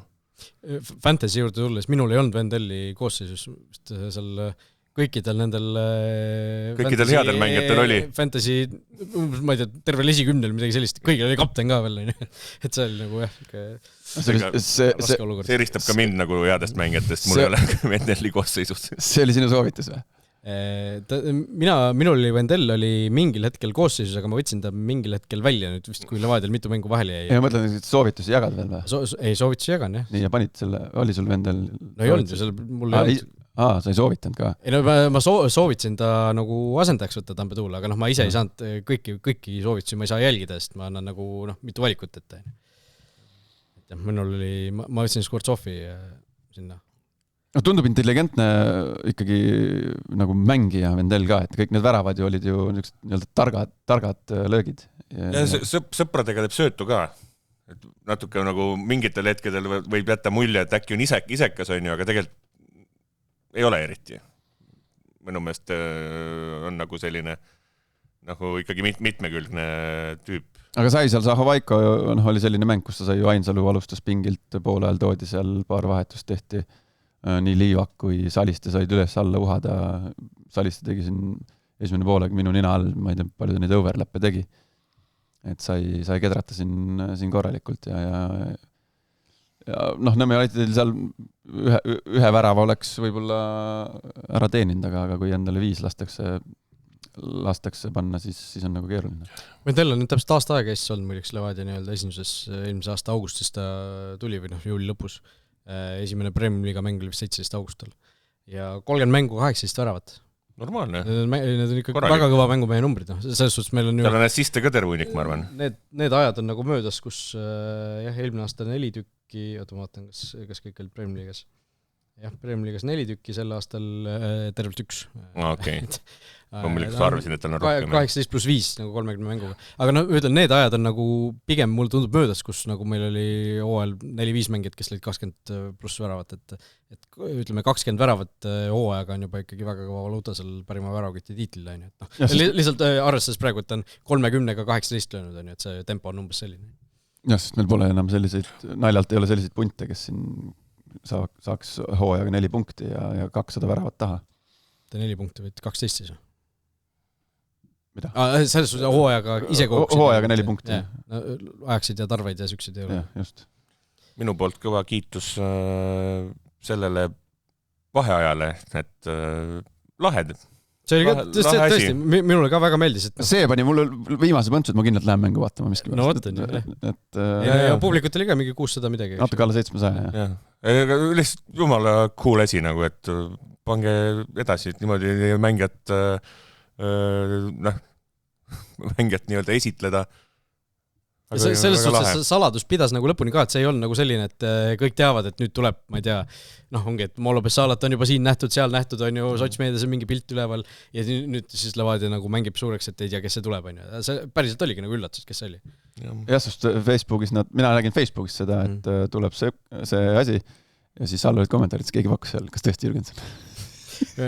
Minu lemmik pakkumine oli Tampetuu tagasi. Tampetuu. Ei no seal oli, mina ise mõtlesin, kas mina ise pakkusin enda peas Agiri, mis oli nagu natuke vähe tõenäoline, või siis Musaba, ma mõtlesin ka Musaba. Musaba vist oli vaba kent ka parasjagu, et mõtlesin, et okei, võib-olla tema ise on ju. Aga ründajal nagu selles suhtes loogilisem variant muidugi. Kuigi ründajaid on, Kirsid ja Lehtmetsad ja... See ongi see teine pool selle asja juures on see, et ma saan nagu aru sellest, miks seda tehakse, tuuakse välismaalasi vaat, et igal võimalusel, aga kuidas need Eesti poisseid peaksid nagu saama siin liigas ennast näidata, kui alati tuuakse välismaalane, no. Et natuke utreeritult, aga selles mõttes... sul on esmaspäevast reedeni trenn, iga päev paned talle keha ja lööd 3 väravat suures mängus, siis niimoodi käib see asi, nagu jalkameeskonnas. Võiks käia, aru saada. Aga lõpuks lihtsalt esimese asjana kohe ikkagi vaadatakse välismaa poole, mitte ei otsita Eestist asendust. Ju siis ei ole. Või oleks mõni asendus Eestist ka olnud või? Oleks täärtnud täiendada ründajaga, eestlasega. Ütleme, kui see... Erik Sorga oleks on variant. Sorga, Oliver Jürgens. Ja. Nii edasi. No jah, aga...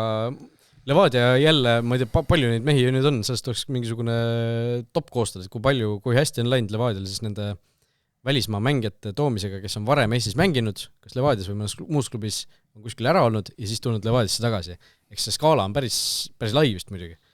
Seal on, ma ütlen, ja kusjuures selles skaala nagu negatiivses otsas on päris palju mängijaid. Igast Manuchot, Kabajevid on ju, kes on nagu... Joa brasiillane, mis ta nüüd oli? Felipe Nunes oli. Ei, Felipe Nunes. Felipe Nunes oli ka ju. Minu ajal oli see brasiillane, kes läks sinna Kanada liigasse. Ütle nüüd. Mul tule meelde. Prass. Mis ajast sa räägid? Tuli tagasi. Nüüd hiljuti, kui mina veel Levadias olin, brasiillane, keskvälja mängija. Tule nimi meelde. Ja, ma tean küll, keda sa mõtled. Tema tagasi tuleb ka ei olnud ju lõpus nii roosiline. Ta tuli tagasi. Oli minust tagasi, jah. Oli tagasi, jah? Kes oli? Number 10 positsioon, eks ju? Jah. No pane edasi, meil tuleb, küll ta saate küll ta saate jooksul meelde tuleb. Joa oli igatahes. Joa Morelli. Jah, Morelli. Ta tuli ka tagasi. Minu arust küll, jah. No võib-olla küll. Ei no Levadial mingi hetkel tekkis nagu jube siuke muster. Jube muster, jah. Ilge muster. Nii et Molo Bessala, 2023 ta Eestis viimati mängis, lõi palju väravaid, tegelikult oli nagu seal hooaja teises pooles eriti oli väga pildis, seal klassi kindlasti on, ta on siin vahepeal vigastustega kimpus olnud 3,5 aastane leping, viimati mängis vist Moldova kõrgliigas, eks ju, eelmine aasta sügisel.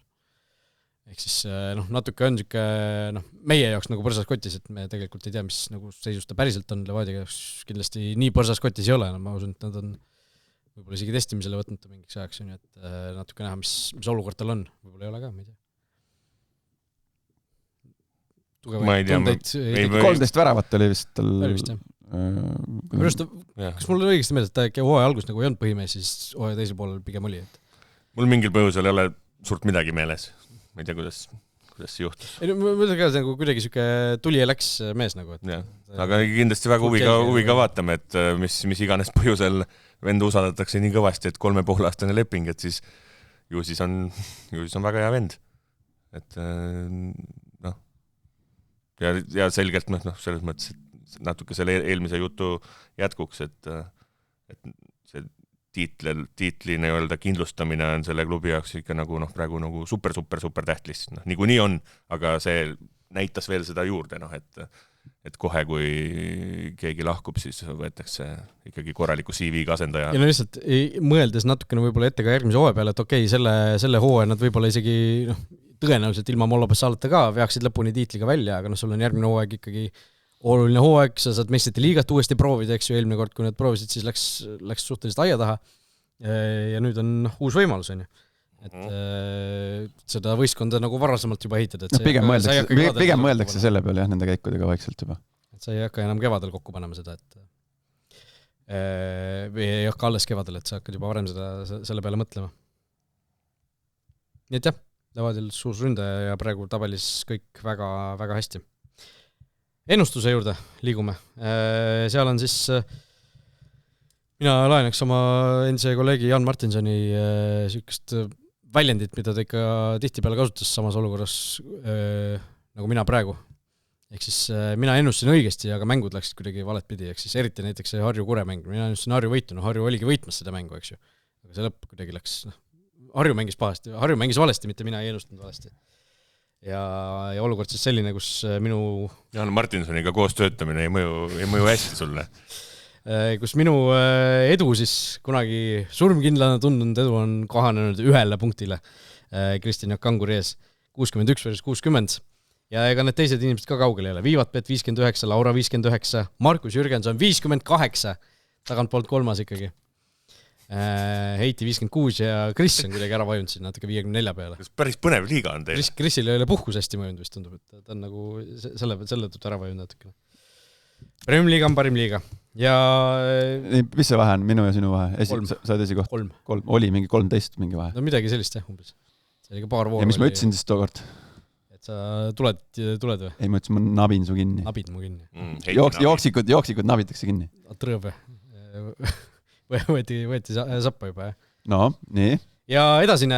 Mul vist oli 3-3, see on möödunud nädal. Väga võimalik. See Levadia võitu ja Kalju võitu ennustasid ju vist kõik ja siis oligi see Harju-Kure. No ma panin ka 3-3. Võid mulle 3 punkti kirja panna. Esimesed 3 punkti. Teised on juba seal Pariisi-Roubaix vahel kuskil, sa alustad Pariisist. Nii, ja meil on järgmine voor ka, nagu öeldud, pühapäeval siis 4 mängu, 2 tükki kell 5, 2 tükki kell 7, nagu siin paar nädalat tagasi ka oli. Ehk siis super pühapäev. Ja 5. mäng on siis kuna? 5. mäng oli äkki kas... Reede õhtul jälle, jah. Nõmmel... Männikul, jah. Männiku versus Tammeka. Nõmme United Tammeka. Ja see Nõmme United Tammeka ongi võib-olla selle vooru siis kõige määravam mäng selle ennustuse mõttes, kus siis on pakutud kõike. Kõige sellisem võrdsem vastasseis 2 ikkagi suhteliselt vist peaaegu et tabeli naabrit, eks ju. Tammeka nüüd saab üle tükki ja taas mängida, on ju, nemad... 3-4 mängu vähem. Need on 3 mängu vähem pidanud kui mingid tabeli naabrit seal, kusjuures. Aga viimased mängud Tammekal ju ei ole kõige paremini läinud, tuletab meelde ka. United versus Tammeka. Unitedi võitu ennustavad Kangur ja ennustab Jürgenson. Koduväljaku eelis ja Tammeka hetkel nii ja naa seis. Oota, kes see just võitis seda karikas 1-0 ainult oli see? Oligi Tammeka. See oli mingi madalama liiga meeskond. Rumori Kaltsio. Päris raju tulemus. Viiki ennustab Heiti ja Tammeka võitu ennustame mina, Kris, Laura ja Viivatpet. Minu viimane kaalukaust läks sellega, et Saka on vigastatud. Saka on punasega. Vigastatud mängu keelu all. Ja ei mängi. Ja mõtlesin, et läheb Tammeka peale siis seekord. Nii et jah, sellega läks niimoodi. Ja ülejäänud sedel on nagu suhteliselt igav, sest siin on kõik ennustanud, kõik üle 4 mängu saab samamoodi. Ehk siis... Ei saa olla. Mul on teistmoodi. Sul on tõesti teistmoodi, sest sina ennustasid Narva võitu versus Paide. Jah, mul on mingi kõhutunne. Kõhutunne räägib seda. See jah, tõesti see jäi mul siin suures summas 2 silma vahele. Nii et sina lähed seal soolopunkti peale. Jah, ma kuidagi... Trans võidab Paidet. Ja mul on ka... Trans ja tegelikult Kalju vastu ka kohe ju 3. minut ju post tragises. Et oleks sealt õnnestunud nurgalöögist lendas ju seal neil postis, kes pall ära. Ja Paide tuleb ju Austriast. Aga ütleme jällegi olukorras, kus neil võib-olla lisaaega ilmselt ei ole vaja mängida, eks ju, ja mitte neljapäeval või kolmapäeval on mäng ka. Kolmapäeval on mäng ja neljapäeval jõuavad tagasi. Kindlasti, jah. Reede taastav, laupäev mängu eelne juba. Siis on pikk sõit ka. Ma pigem ma nagu mõtlesin nagu niipidi. Emotsionaalselt on nad kindlasti nagu väsinumad kui Narva. Väikest üksinda mängu ka, siis muidu on tavalised ennustused, aga Kure võidab Florat. ahah, niimoodi lausa. Ja. No Floral on ka euromäng, eks ju, Floral on tõesti Ja. neljapäeval euromäng, aga noh, kodus jällegi. Aga noh, seal on jällegi lisaaeg kindlasti, penaltid on ju, palju pinget. No, Kurel on praegu, neil oli vägevad varrid, panevad sama pealt edasi. Harju fännid seal skandeerisid, Aivar. See oli päris hea väike vimka, jah. Ja Kalju versus Vaprus kõik ennustavad Kalju võitu, Flora versus Kure siis kõik peale Kaarli, ma saan aru, ennustavad Flora võitu ja Harju versus Levadia kõik ennustavad Levadia võitu. Et seal rohkem üllatusi ei ole. Kuigi Levadial on laagris käies seal nii mõnedki raskused. No laagris on kõikidel suurtel olnud raskusi ikkagi, nimeta mulle, kellel ei oleks olnud raskusi. Kalju äkki. Kaljud ka võid mingid võideti vist. See selleks. Ennustust siis hetkel nii palju ja mina tahaks korra rääkida ka naiste jalkast, sellepärast et lihtsalt ära märkida selle, kui äge liiga meil selles suhtes hetkel on, et meil on 4 võistkonna nagu võidujooks reaalselt meistritiitlile, kus nagu vahet sisuliselt ei ole, kõik on koos ühes tabeli nagu puntras. Kes on Viimsi, Paide, Flora ja Saku või? Jah. Ja kokku on naiskondasid? 6. Ehk siis 6 nagu 2/3 liigast mängib tiitli peale praegu. Keegi jääb tiitli asemel medalita ja olukord on siis praegu selline Viimsi 24, Flora 24, Paide 24, Sporting 22. Sportingul on mäng varuks siis. Sportingul ja Floral on mäng varuks ja kui näiteks Sporting peaks selle mängu võitma, siis nad hoopis on liidrid et ühe punktiga ja siis 3 tükki järgnevad see mäng varuks on, see ei ole tingimata nüüd Flora vastu, sest seal on ütleme Elval ja Harjul on ka vähem peetud. Aga peaks olema niimoodi, et on nagu Floral on nendega mängima. Okei, võib-olla. No mingi... Ja. Okei, jah. Ega sul suurt vahet ei ole praegu, pool hooaega on sult mängitud, eks ju, ja noh, mitte midagi nagu selles juhtunud ei ole esimeses nelikus, et kõik on endiselt nagu põhimõtteliselt võrdse pulga peal. Mis on väga üht. Et möödunud nädalavahetusel siis Paide võitis võõrsil Viimsit ja Saku ja Flora siis said tabeli alumise otsa said sellest jagu. Mulle mõjus ka see niimoodi, et ma vaatasin seda Viimsi Paide mängu. Sulle mõjus see seis niimoodi, et see pani sind vaatama. See tabeli seis ja see intriig ikkagi nagu pani vaatama, et tahtsin näha. Päris äge tasavägine mäng oli. Et jah. Mingis mõttes ikkagi 122 pealt vaatajat Viimsi siis ka. Naiste liigas nagu 100 pluss on ikkagi nagu asi.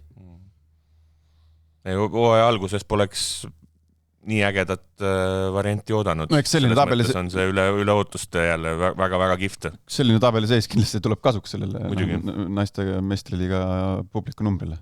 Publiku numbri tuleb kasuks, mängijatele tuleb kasuks, ma arvan, et see ikkagi, et sul on palju sellist tagasi sellist võrdset lahingut ja millegi peale mängida kogu aeg ja see hoiab nagu seda endal ka seda vaimu ja pinget kõrgel. Lihtsalt ka niipidi näljaks mõelda, et kui meil on nagu 6 tiimist 4 on seal tiitli heitluses, siis mõtle, kui suur protsent nagu kogu liiga mängudest ongi nagu tippmängud. Suured mängud, mis omavahelised. Suurte omavahelised. Et noh, kui see asi niimoodi edasi läheb, siis see hooaja lõpp, noh, seal tuleb mingisugune korraldus teha, et kõik need mängud nagu teleülekandesse viia, et seal võib nagu päris kihvtiks minna. Jah, ongi hooaja alguses oleks võinud, eks ole, eeldada, et kõik Flora Paide mängud on nagu kuidagi suured mängud, aga et Viimsi Saku mängud on tiitlimängud, seda poleks eeldanud. Saku on ju 2 karikit teeles siin võtnud, eks ju. Väga lahe. Ja need lõpus mängivad püsimajäämise peale, Elva ja Harju, et neil on ka põnev. No see tegelikult jäävad kõik püsima. Vist jah, kes tahavad, need ikkagi jäävad. Jah, okei. Väliseestlastest meil on ka ammu pole nagu põhjust olnud niimoodi sellist regulaarset ülevaadet teha, aga nüüd on hooajad vaikselt alanud ja tegelikult huvitavaid asju juhtus päris palju. Saksamaa esiliigas kõigepealt ju reede õhtul suur mäng Hertha versus Bochum või Bochum versus Hertha, niipidi vist oli. Ja oli siis lootust, et eestlased omavahel saavad platsi jagada, said ka, aga mitte siis kohe algusest, vaid Kuram oli põhis ja Mets oli pingil niipidi isegi. Ja Mets tuli teiseks pooleks sisse, seal 15 minutit ümmarguselt said siis koos ka mängida. Ja Kuram, kes andis siis selles mängus väravasöödu, võeti siis välja, aga noh, meil on ikkagi tegijad. Ja Mets oli tal seal väike tervisega oli korra kimpus seal paar nädalat tagasi, et seal nii palju kui Saksa kohalikust Bochumi ajalehest lugeda sai, siis siis pidi mingi vahe seal natuke rohkem trenni tegema kui meeskonnakaaslased ja natuke seal mingi lihas järgi andis, aga näed, 45 sai peale ja jagasid eestlased küll teises Bundesliigas, aga jagasid põldu. Väga kõva liiga ja väga kõva asi ikka. Ja pigem üllatavam tulemus võiks tegelikult öelda. Kusjuures üks tabel nagu natuke aitas sellele kaasa, et seda üllatus võttis vähemaks, et Bochum vist viimased 10 hooaega järjest põhimõtteliselt pole avamängu võitnud, mis iganes liigat nad mänginud on, et mingil põhjusel neil läheb alati see pekki. Aga noh, pigem vist ikkagi eeldus on sellele, et Bochum on törsu tugevam tiim kui Hertha selle hooajal. Aga noh, eks näis. Nende top riikide esiliigade ennustamine või mingisugune asi on ikkagi ülikeeruline. Ja, hästi ühtlane liiga. Ja Kouramil on super hea meel nagu. Nii väga tahaks juba näha kuidagi. Nii väga tahaks juba seda sügisest koondise akent. Jah, et tahaks näha teda kuskil mängudes. Need on muidugi kohe läheb, aken on selline, et kohe läheb nagu väga mõisa peale mänguks, väga raskete vastastega. Ei, no sul oli võimalus vaadata seda teise Bundesliga mängu ju. Seal oleks näiteks... oli ka sinine särk või? Ma ei tea, mis Berliinil on. Ta vist selles mängus oli valge särk. Vist oli valge, aga jah, lihtsalt, et kindlasti koondisesse peale saamine võtab aega, aga ega ta kaua siis ei võta aega, kui ta niimoodi jätkab. Ei, no, selles suhtes lihtsalt, mis minul sotsmeedias silma jäi pärast seda mängu, oli see, et marokolased julgusid siis oma alaliitu kiirelt tegutsema, enne kui see vend Eesti koondisse läheb. Kes see julgustas nendest? Kes need marokolased olid? Mingid fännid. Okay. Ehk siis see ilmselt Marokko koondise tase on talle praegu muidugi natukene ilmselt üle jõu käiv nagu peaaegu igale teisele Eesti koondisele selleks. Eks tal on hästi kiiresti vaja A-koondise mäng ära anda. Mingis mõttes ta jällegi see, et teeme nagu kiirelt ära, siis nagu korras on. Islandi vastu põhisse, sellepärast. Ta vist ei ole ju kordagi, kui ma õigesti mäletan, ei ole ka Marokko nagu noortekoondisi noortekoondises käinud on ju, et Eesti noortekoondises käinud. Ta on Eesti poist vist ikka hingelt, aga eks näis. Mulle tundub, et ta on ikkagi suhteliselt 50-50, et ta on nagu see, isa on marokolane, et ta ei ole nagu see, et isa on kuskil kaugel ära ja ei ole ammu näinud, et on nagu elab koos perega on ju. Aga kui ta eelmine sügis ka mängis U21 eest, siis mingi mäng Kadriorus, ma ei mäleta, kelle vastu see täpselt oli. See oli Šveits või Šveitsi, jah.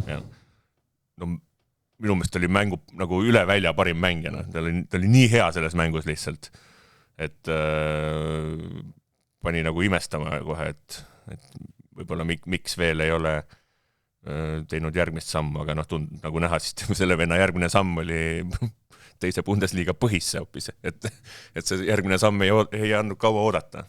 Et ta tundub päris kõva vend olevat, jah. Ja lihtsalt, ütleme see, tema välimus ja nimi on ju tekitavad paljus, kes võib-olla ei ole nagu asjaga nii kursis, tekitavadki küsimus, et mis nagu vend see on, et kas ta eesti keelt üldse räägib, lihtsalt nagu üle kortuda, et jah, ta räägib nagu puhast eesti keelt, ta ei ole Eestis päevaga vist elanud, eks ju, aga lihtsalt temaga rääkides ka 1,5 aastat tagasi vist tegin taga pika intervjuu, lihtsalt see, kuidas Eestis mitte elanud poisina ta nagu, tal on sellised nagu isegi sellised vene laenud on nagu sees, mingi selline, mitte roppused, aga selline tavai ja ütleme ka paar roppust oli seal sees, nagu venekeelses roppust isegi, et ta on nagu nii eesti poiss, et ta nagu nii hästi räägib eesti keelt, et tal on isegi venekeelses roppused teada, mis eesti keeles on nagu sellised käibesõnavara osaks saanud. Ja sellest siis nii palju tugevate jalgpalliriikide esiliigadest rääkides, siis Rocco Robertšein esiliigas küll veel ei debüüti ei teinud, sest esiliiga veel ei ole alanud, aga sellest liiga karikas Portsmouthi eest tegi väga korraliku mängu, sai väga palju kiita, kaasa arvatud ka meeskonna peatreenerilt, mitte Mourinholt või Musinholt. Ja temaga on nüüd ikkagi tundub asjad päris kenasti ja seal ka seda hooaega on nagu põhjust mõnusalt oodata. Aga väravasööd see küll ju ei olnud või läks ametlikult väravasööduna kirja? Isegi ei vaadanud. Ei, ta andis nurgalöögi. Nurgalöög löödi puhtaks ja siis kasti pealt löödi. Väravasööd ei olnud, aga tema nurgalöögi järgsest olukorrast. Tegi eeltöö. Aga see on juba kõnekas, et ta seal nurgalöök annab. Annab nurgalöök põhis ja selles mõttes, et see on ikka väga kõnekas, et vastane oli West Ham, päris äge, väga kõva, aga päris äge ikka, nagu asi. Jah, väga suure publiku ja siis seal 50+ olümpiastaadionil mängida. Oli vist 53 või? Nagu see mastaabid, et sul nagu võistkond on esiliigasse kukkunud, see ei ole veel liiga mäng, see on liiga karikas ja tuleb ikka 50 000 vaatama, et see päris ägedas kohas on ta nüüd küll omadega igatahes. Kahtlemata. Super. Ja väga lahe. Päris ägedas kohas lõi värava ju ka Michael Jordan Larsen Celticu vastu. Okei, see tulemuseks, eks ju, 0-4 pealt ja mäng kaotati 1-5, aga sealt Celticu vastu väravale. Ja, aga vist väikse mingi vigastusega astus seal mingid kõrvale ka. Nii et... Mängu päris lõpetada ei saanud. Ma nagu, kusjuures ma hakkasin mõtlema, et Henrik ja Henry äkki ei löönud Celticu vastu väravat. Mulle nagu ei meenunud esimese hooga, ma pole järgi kontrollinud. Sheriff siis ei pannud püstolid paukuma seal. Mul oleks nagu meeles, et ma ikka Celticuga mänge mõlema puhul nagu vaatasin, sest et nagu seda ei meenu. Aga siis nagu kokkuvõttes äkki siis ajan udujuttu ka, aga lihtsalt mälu pealt nagu ei tule siukest mälestust. Et ilus värav oli. Väga rahulikult, mõnusalt lahendas. Et selline natuke Thierry Henry-lik. Ja, aga see millega ta sealt väljakult ära läks, see jäi nüüd arusaamatuks mulle vähemalt, et kas seal on midagi tõsist või pigem ettevaatusabinäuna astus kõrvale. Praegu vist veel ei olnud täpsemat infot selle kohta või? Ojamaa, mis ta on löönud isegi Celticu vastu värava 3-1 võidumängus kusjuures. Okei. No, kui nüüd Google'i AI, kui sa Google'i otsid, siis pakub mingeid asju, kui see ei valeta. Aga Postimehes on ka video Ojamaa supermäng legendaarse Celticu vastu. Ja värav oli küllest, jah. Okay. Nii suur ajalugu ei olnud Larsenil praegu, aga ei, väga kihvt koll. Jah. Väliseestlastest veel midagi välja tuua, keegi soovib. Praegu siin hooajad nii ja naa on alanud. August on käes ja hakkame jälle minema. Hakkame jälle minema, jah. Ei no see Inglismaa esiliiga asi on ikka kihvt nüüd ju, seda ju minu arust saab Eestis ju Go3, kas näitab Championshipi või? Ma ei tea, kas ta kõiki mänge näitab niimoodi, seal mingil no nüüd kindlasti, ma arvan, et seal tehakse ikkagi nüüd niimoodi, et ikkagi näidatakse seda. Võiks loota. Aga see on ainult arvamus, mingit kinnitust selle kohta küll ei ole veel olnud. Et... Seda Saksamaa esiliiga mängu sai Setanta spordist vaadata näiteks, Setanta spordi lehelt. Ja, aga Championshipi mängud on ju ilma eestlaste olemasolut seal liigas ju on Go3-s. Ma ei ole... Mina olen näinud neid minu meelest. Ma olen näinud, aga ma ei ole... Ma ei mäleta, mis aastal. Mingil hetkel oli Viaplay, kus oli kõik kenasti vaadata või nüüd, sa said valida endale, aga nüüd enam ei ole. Olgu nii. Nädal loetum uudis oli siis puudutas noortekoondisi. Ehk siis Ragnar Klavani poeg Romer tegi siis U15 koondise debüüdi ja meil peaks siis teadaolevalt olema esimene siis 3 põlvkonna koondislaste pere, ehk siis dünastia, täitsa Zintar A-koondis, Ragnar A-koondis, pluss kõik noortekoondised ja siis Romer nüüd ka U15 koondis, et päris Romer. Ei ole Romer. Ühe hooga on küll, jah. Ja. Romer Taraev. Et ühesõnaga 3 põlvkondis kõik koondis mänginud. Ma hakkasin nagu mõtlema, et kas tõesti kedagi teist ei või olla, aga vaat seal takistuseks on juba see, et nagu see praeguse poisi vanaisa peab olema ikkagi jõudnud seal 90-ndatel koondis mängida, et neid, see ajaaken on nagu suhteliselt kitsas just. Ei vist, neid vanemaid ei tea, aga vist äkki ole Ken Kallaste. Ken Kallaste ja Risto Kallaste, seal on nagu mingisugune variant varsti tekkimas, vist Kenni lapsed vist ei ole veel nii vanad lihtsalt. Ei, no väiksed seal. Või vähemalt, aeg muidugi lendab ka kiiresti. Ei no U15 tasemel nad, tasemel vanuses nad ei ole veel.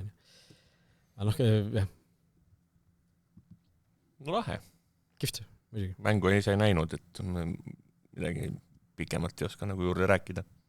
Jah, seal oli ju veel see Lehtmetsade kolmas poiss ka veel, kes sai mängu, nii et on 3 Lehtmetsa ka veel, Ivo Lehtmetsa pojad, siis kõik 3 tükki on ka Eesti noortekoondise esindanud. Ivo on ikka hea treener. Temaga sa rääkisidki või? Ei. on jah, suutnud nagu nii kvaliteeti kui kvantiteeti toota, eks niimoodi. Väga hea töö. Just. Ja meil on siis aeg küsimuste juures ja küsimusi meil on mõnusalt tulnud jällegi ja võtame siis ühe Mattiase küsimus ette, mis ta meile juba siin paar nädalat tagasi saatis, aga mis me siis jätsime siia nii-öelda hajutsime erinevatesse saadetesse ja head küsimused kõik. Ja küsimus siis puudutab andmepõhisust tänapäeva jalgpallis. Ja küsimus siis, millisena näete skautide rolli 5-10 aasta perspektiivis? Kas see taandub kitsaks rolliks, näiteks mängija iseloomu, kohanemisvõime konteksti hindamiseks või kaob teatud klubi tasemel skaudi roll üldse ära? Ja kõige radikaalsemalt, kas on realistlik stsenaarium, kus traditsioonilist skautimist ei ole enam vaja ning kogu värbamine põhineb peamiselt andmemudelitel, videoanalüüsil ja tehisintellektil? See on ikka radikaalne nägemus. Ma ei usu, et see täitsa selliseks muutub, nagu siin viimane lause oli. Ütleme teatud tasemel, ma arvan, muutub kindlasti selliseks ja on juba praegu ilmselt isegi selline. Mis tasemel siis sa mõtled? Ütleme, nagu kõrgemal või madalamal tasemel? No pigem sellisel võib-olla keskmisel tasemel siis. Et ütleme, kui sa oled Eesti esiliiga punt, siis sul puhtalt andmete pealt on ilmselt raske värbamisi teha, sest andmeid pole või siis on nagu sellistes liigades, kus see tase on nagu väga ikka kõikuv on ju. Aga kui sa oled, ütleme, siuke Euroopa keskmik, ongi näiteks mingi Kabore Hartsi minek, see oli ju, sellest on ju räägitud, see oli ka väga tugevalt just data põhjal tehtud värbamine. No väga tugevalt aga sinna juurde pannakse päris silmad juurde, päris inimene juurde, päris suhtlus juurde pannakse kindlasti sinna. Aga see andmepõhisus, tegelikult ju see, mis see film oli? Moneyball rääkis ju loo sellest, kuidas siis, mis see 90-ndatel või? Seal pesapallis, eks. Pesapalli lihtsalt see eripära on see, et pesapall on tegelikult nagu individuaalsport võistkonna mängu sisse peidetuna nagu. Et sul ei ole nagu, sul ei ole vaja, ma ei tea, keemiat teiste mängijatega, sul ei ole vaja mingisugust omavahelist suhtlust, sul ongi sina versus viskaja. Ja aga inimlikkus, tunded ja emotsioonid ja need ikka mõjutavad pesapalli ka, et seda jälle nagu andmetega ei mõõda täpselt. Mõõdad, aga kehvemini. Aga selle roll, selle muu osa roll ei ole kindlasti nii suur, kui on, ma ei tea, korvpallis, jalgpallis. Ma arvan, et selle data osakaal ja selle AI osakaal kindlasti kasvab, aga skaut kui selline, vähemalt sellel ajal, kuni meie jalgpallis tegutseme, siin lauadaga istu, et see skaut kui selline ära ei kao. Ära ei kao, aga ma kahtlustan ta ülesanded võivad muutuda. Muutub ikkagi oluliselt, ma arvan, et see pigem ongi just see, mis ta tõi ka välja, et see mängija iseloomu, kohanemisvõime ja sellise konteksti hindamine, et mida sa ei suuda nagu ainult... mida AI ei tee, jah, et see jääb sinna juurde.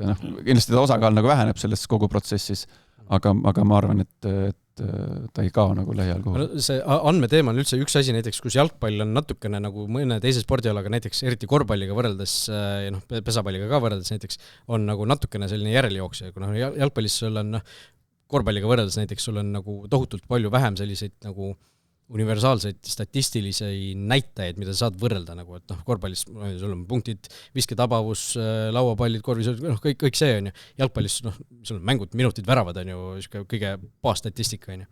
Et see, kuidas on tulnud juurde nüüd igasugused muud statistilised elemendid, see on tegelikult ju... jalgpallis on ka ikka neid palju asju. Sinu söödupikkus, mitu palju on ettepoole minna ründavasse. Mängisid Floras, ma ei tea, aastal 2010, sul ei olnud mingisugust söödu täpsus. Miks ei olnud? Kas nüüd 2010, aga siis tollel ajal oli see Instat.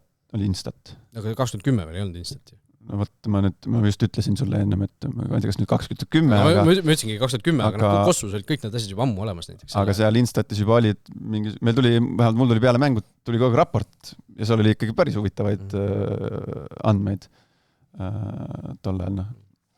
Et jalgpallis on, eks selle individuaalsel tasemel statistiliste andmete põhjal sa saad selle asja nagu ekseldada jalgpallis ka ikkagi nagu tükkideks lahti, et kuhu suunas, mis ilmakaares sa söödad, kui pikk su sööt on, mitu sentimeetrit, mitu meetrit ja nii edasi, et neid andmeid on seal palju, aga kuna jalgpall on, ta on ikkagi suhteliselt rohkearvuline, see inimeste hulk on seal meeskonnas. Hästi kompleksne, hästi paljude muutujatega asi. Et nagu jalgpallis ainult mingite kindlate statistiliste näitajate põhjal edukas meeskond kokku panna, no vähemalt praeguse seisuga mina ei julgeks sellisele asjale alla kirjutada. Jalgpall on ka selles suhtes, mäng on nagu teistsugune, et näiteks üks lihtne näide, et korvpallis pallikaotus, see on nagu 99% juhtudest see on negatiivne asi, mida sa teed, on ju. Et sul nagu väga harva on mingi pallikaotus, mis saad liigituda, et see oli õnnestunud või see oli tegelikult okei asi, mida teha. Aga jalgpallis, kui sa kaotad palli, see ei ole alati ju nagu selline, ongi, sa oled, ma ei tea, Patrick Kristalli tüüpi mängumees, sa panedki võib-olla 10 söötu ette. Jalgpallis on enamus rünnakuid on palli kaotused. Millest sul 9 või 8 nendest söötudest võib-olla lõigatakse vahelt ära või blokeeritakse ära, aga see üks läheb läbi ja see üks on väravasööt näiteks. Et kas see siis tähendab, et need 9, kõik ülejäänud 9 olukorda olid nagu põrumised, ebaõnnestumised, halvad negatiivse märgiga nagu tegevused väljakul. Sissejuhatuseks on siin vaja nagu, võib-olla see on selle nurgalt võimalik, et keegi kuskil hakkab otsima mingisuguseid asju, mingid statistilisi näitajaid, mida mingil veidral põhjusel keegi teine pole taibanud vaadata ja hakkab selle põhjal mingisuguseid otsuseid tegema, aga mina olen võib-olla liiga rumal inimene, et seda välja mõelda, et mis see olema peaks. Saad aru, mis ma mõtlen? Et keegi vaatab nagu mingit individuaalsel jalgpalluri tasemel mingit asja, mida keegi teine pole vaadanud ja siis toob sealt mingid statistilised numbrid välja ja siis selle põhjal komplekteerib mingi keskkaitsed või kaitseliini. Aga jällegi, see maailm liigub edasi ja aga skaut kui selline ma ei usu, et ära kaob. Eelmisel aastal käis täiesti tipptegija skautide maailmas, käis siin Eesti treeneritele koolitust tegemas, rääkimas, ma ei tea, koolitus või seminar või mis iganes nimeld oli. Tüüp oli 10 aastat töötanud Arsene Wengeriga Arsenalis ja nüüd viimased aastad on Newcastle'is olnud ja rääkis nagu suhteliselt põhjalikult. Tema siis oli äärekaitsjatega tegelev skaut. Positsioonide järgi on nagu tiimid, skautide tiimid. Tema tiim tegeleb ainult äärekaitsjatega, aga ta ikkagi väga nagu rõhutas seda poolt, et Peter või? Äkki oli. Ma tõesti ei mäleta, mis ta nimi oli praegu. Tema kaudu, ta käis Eestis, ma sain taga tuttavaks, siis ma sain tema kaudu sinna mängupiletit. Siis võis olla tema, on ju. Aga laias laastus see, mida nagu jälgitakse, miks skaut läheb staadionile, ta jälgib soojendust, ta jälgib igasuguseid reaktsioone, oma meeskonna, ma ei tea, valesöötudele reaktsioone, kollastele kaartidele reageerimist, kuidas ta üldse nagu mingitele pingelistele hetkedele vastu peab. Need on kõik asjad, mida nagu ei ole võimalik dataga mõõta, aga see tegelikult annab sulle infot nagu selle kohta, millist tüüpi see mängi on, kui suur on tema, ma ei tea, see sisemine põlemine, milline on tema võidutahe mingisugustes olukordades, nagu seda kõike nii-öelda hinnatakse, aga seal ei ole nagu ratsionaalset mõõtmis mingisugust asja, et tema, ma ei tea, näiteks kuidas kaotuse järel reageeritakse. Ja selleks peaksid olema meeskonna liige ja 6 aega olema seal meeskonna sees iga päev. Aga see skaut käib järjest mänge vaatamas, näiteks kui on mingi kaotuste seeria, tekib juhuslikult mingid tüübid, eks ole, on need, kes lähevad publikut tänama, mõni tüüp läheb otse riietusruumi, seda kõike vaadatakse. See kõik annab mängija kohta infot. Kui sa oled see pettunud tegelane, kes ei jää koos tiimiga, ma ei tea, fänne tänama, vaid oled juba kadunud, siis tõenäoliselt kuskil läheb kirja see. Kas see on positiivne või negatiivne? Äkki see näitab, et sa hoolid nii palju, su võidutahe on nii suur, et sa ei suuda minna. Ja mõnel tiimil ongi vaja võib-olla tiimi seda sisemist põlemist juurde, seda natukene nii-öelda mõõtmatut. Mõni tiim on juba komplekteeritud sellistest hulludest ja siis on vaja sellist rahulikku venda juurde. No kokkuvõttes palju asju on mõõdetavat dataga, aga terve hulk asju, mida tippjalgpallis jälgitakse, ei ole täna mõõdetavad ja selleks on vaja lihtsalt inimest meie koha peale, kes annab mingis mõttes subjektiivse hinnangu sellele, aga vähemalt ta näeb ära, ta räägib oma staffile ja siis niimoodi tuleb see otsuse. Ehk siis minu tunnetus on see, et sama mis Markusel, meie ei näe kindlasti sellist hetke, et tippjalgpallist ära kaob. See, et mõni Eesti sats värbab välismaalt endale mängija puhtalt selle pealt, et ta vaatab, et 15 mänguga 12 väravat, tasuta saab, proovime. Aga see ka, Paide on kõige valjuhäälsemalt seda välja öelnud, et nemad ju ka peatreeneri palkamisel ju kasutavad seal seda nii-öelda datat, ehk siis neil on mingisugune nägemus, kuidas nende klubi võiks mängida ja siis kaardistatakse mingid treenerid, kes sobivad nii-öelda selle klubi filosoofiaga, vaadatakse nagu sellega tehakse nagu nii-öelda sissejuhatus, aga pärast ikkagi toimub nagu ju mitme silma vestlus, näost näkku kohtumine ja see hindamine ka ja selle osa pealt tehakse otsus, kas me palkame või mitte lõpuks. Palju kingi osas datat oli siis? Kingi osas või? Ma ei tea, küsi klubist.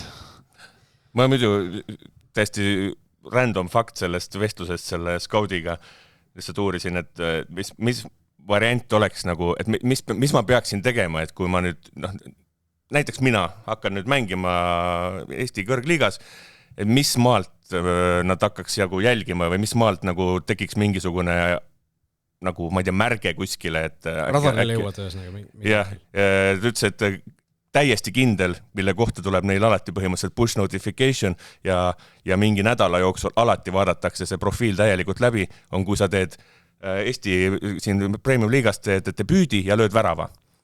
Et see on iga kord, kui keegi debüüdil lööb kõrgliigas värava Euroopas, siis Newcastle'is scoutide tiim, keegi vaatab selle üle. Lihtsalt huvitav, nagu üsna random asi nagu, aga see lihtsalt on niivõrd eriline nüanss, et keegi vaatab selle mängi üle, tõenäoliselt suhteliselt kiiresti visatakse kõrvale, aga see oleks nagu minu kõige kiirem võimalus, sinul samamoodi, sul on debüüt veel tegemata on ju kõrgliigas. Maksil rong on läinud. Maksil on rong läinud. Debüüt Tartu Merkuuriga 2-2 ja äratanud Newcastle'i skautides. See ei pannud pinisima telefoni. Teadolevalt. Siis ei olnud push notification'id. No, kui oleks tänast reeglite puhul, siis vaadatakse üle. See sama skaut õhtusöögil ütles ka, et naljalt ikkagi Euroopast skaut Eesti liigat vaatama ei tule. Ja et ainuke asi, kust on võimalik, ja Liverpooli skautides sama, et koondis. Ja veel kord koondis. Ja ka noortekoondsid. Just, ja ka noortekoondsid loomulikult. Ja euromängud kindlasti. Mitte keegi ei tule sind vaatama, aga seal on vaatajad kohal ja sa võid jääda silmana. Ja, aitäh Mati selle väga tugeva küsimuse, sest tuli mingi 10 minutit arutelu julgelt. Ja üks tema küsimus on veel meil järgmiseks nädalaks ka salles, aga võtame siin, Robin küsib... Lihtsakoelisemad küsimused ka tulevad. Järgmine ei ole ka lihtsakoelisem, see on pika arutelu küsimus, aga mis meil selle vastu saab olla? Robin küsib Paalberi kohta, mis seis temaga on, et meil siin uudis oli nädalavahetusel, et Saint-Étienne tegelikult alustab hooaega nagu ilma Martenita, aga tegelikult nii palju kui kuulda on olnud, siis nagu olukord on praegu positiivne, et peaks kohe vist... Ei, mis kuulda on, Sokkernettis oli ju lugu tehtud sellest ja seal oli ju konkreetselt keegi oli välja öelnud, et ta treenib meeskonnaga, või on nagu pallitreeningutes meeskonna juures, aga mitte nagu ei tee veel nagu kaasa neid asju. Aga ma ütlen... See info ju pärines kuskilt otsallikas. Ja mina olen ka kuulnud, et kohe peaks see ka juhtuma, et nagu ongi täiesti võistkonna juures. Et, see intervjuu, mis ta andis suve alguses või suve keskel siin minul ka, seal ta ju ka tõi välja, et see ajagraafik, sellest vigastusest taastumise ajagraafik peakski olema selle augusti algus kuni keskpaika, et see umbes seal ta peaks nagu täielikult tervenema ja praegu nagu ei ole tagasilööke olnud rohkem, et mis on alati positiivne, et enne saadet ka siin lugesime, et paljud on nagu väljas olnud, et novembris ju viimati koondises ta mängis, et sellest ajast saati on ju, ei ole veel õnneks aastat, aga ega palju puudu ka ei ole enam. Et see vigastuspaus on ikka päris pikaks veninud selles vanuses eriti, kus nagu tahaks, et mees mängiks, on ju. Aga teisalt on ta... See on õrn iga, see on natuke õrn iga. Aga ta on nagu jällegi kindlasti ka nagu väga heades kätes, ta on ikka väga nagu saab head taastust ja saab nagu ta mõttes, et ta on tippklubis. Ja klubi on täiest... Mis see summa oli? No see miljon oli. Klubi on täiesti milli välja käinud. Milli välja pannud ja... Natuke poleeritakse ikkagi natuke rohkem.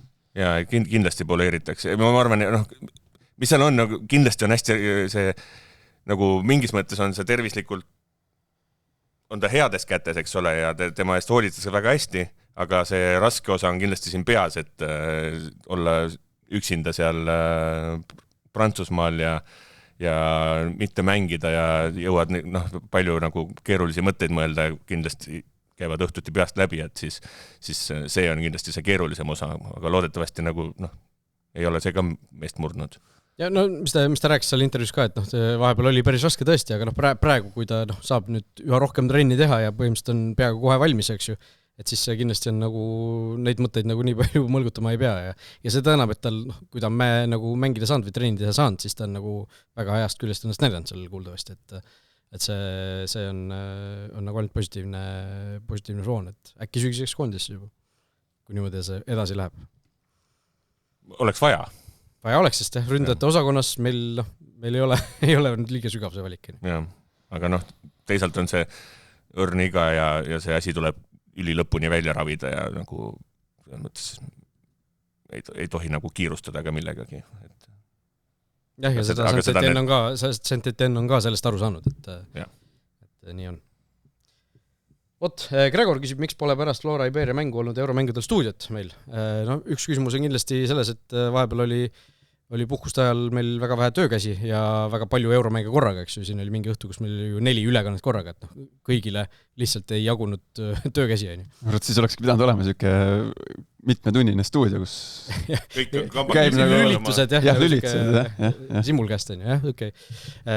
Ja teine asi on see, et need stuudiod on tihtipeale seotud ka sponsorite ja kõige muuga, et neid nii-öelda korraldada, et see päris selline asi ei ole, et nüüd nipsust paned püsti. Aga loodetavasti ei olnud see nüüd viimane stuudio meil euromängudel, et nüüd on igal juhul asi natukene hõredam see graafik. Kas Flora mängul neljapäeval ainuke euromäng, mis kodus on, see nädal neljapäeval Flora, kas stuudio on? Ei kinnita ega lükka ümber. Lahtine, selgumisel. Nii et kolmapäeval Paide euromäng, neljapäeval Flora euromäng, sel nädalal siis eurosuvi jätkub, loodetavasti veel ei lõppe. Ja me oleme siin tagasi igatahes järgmisel nädalal, et sellest kõigest uuesti rääkida. Tšau, paka!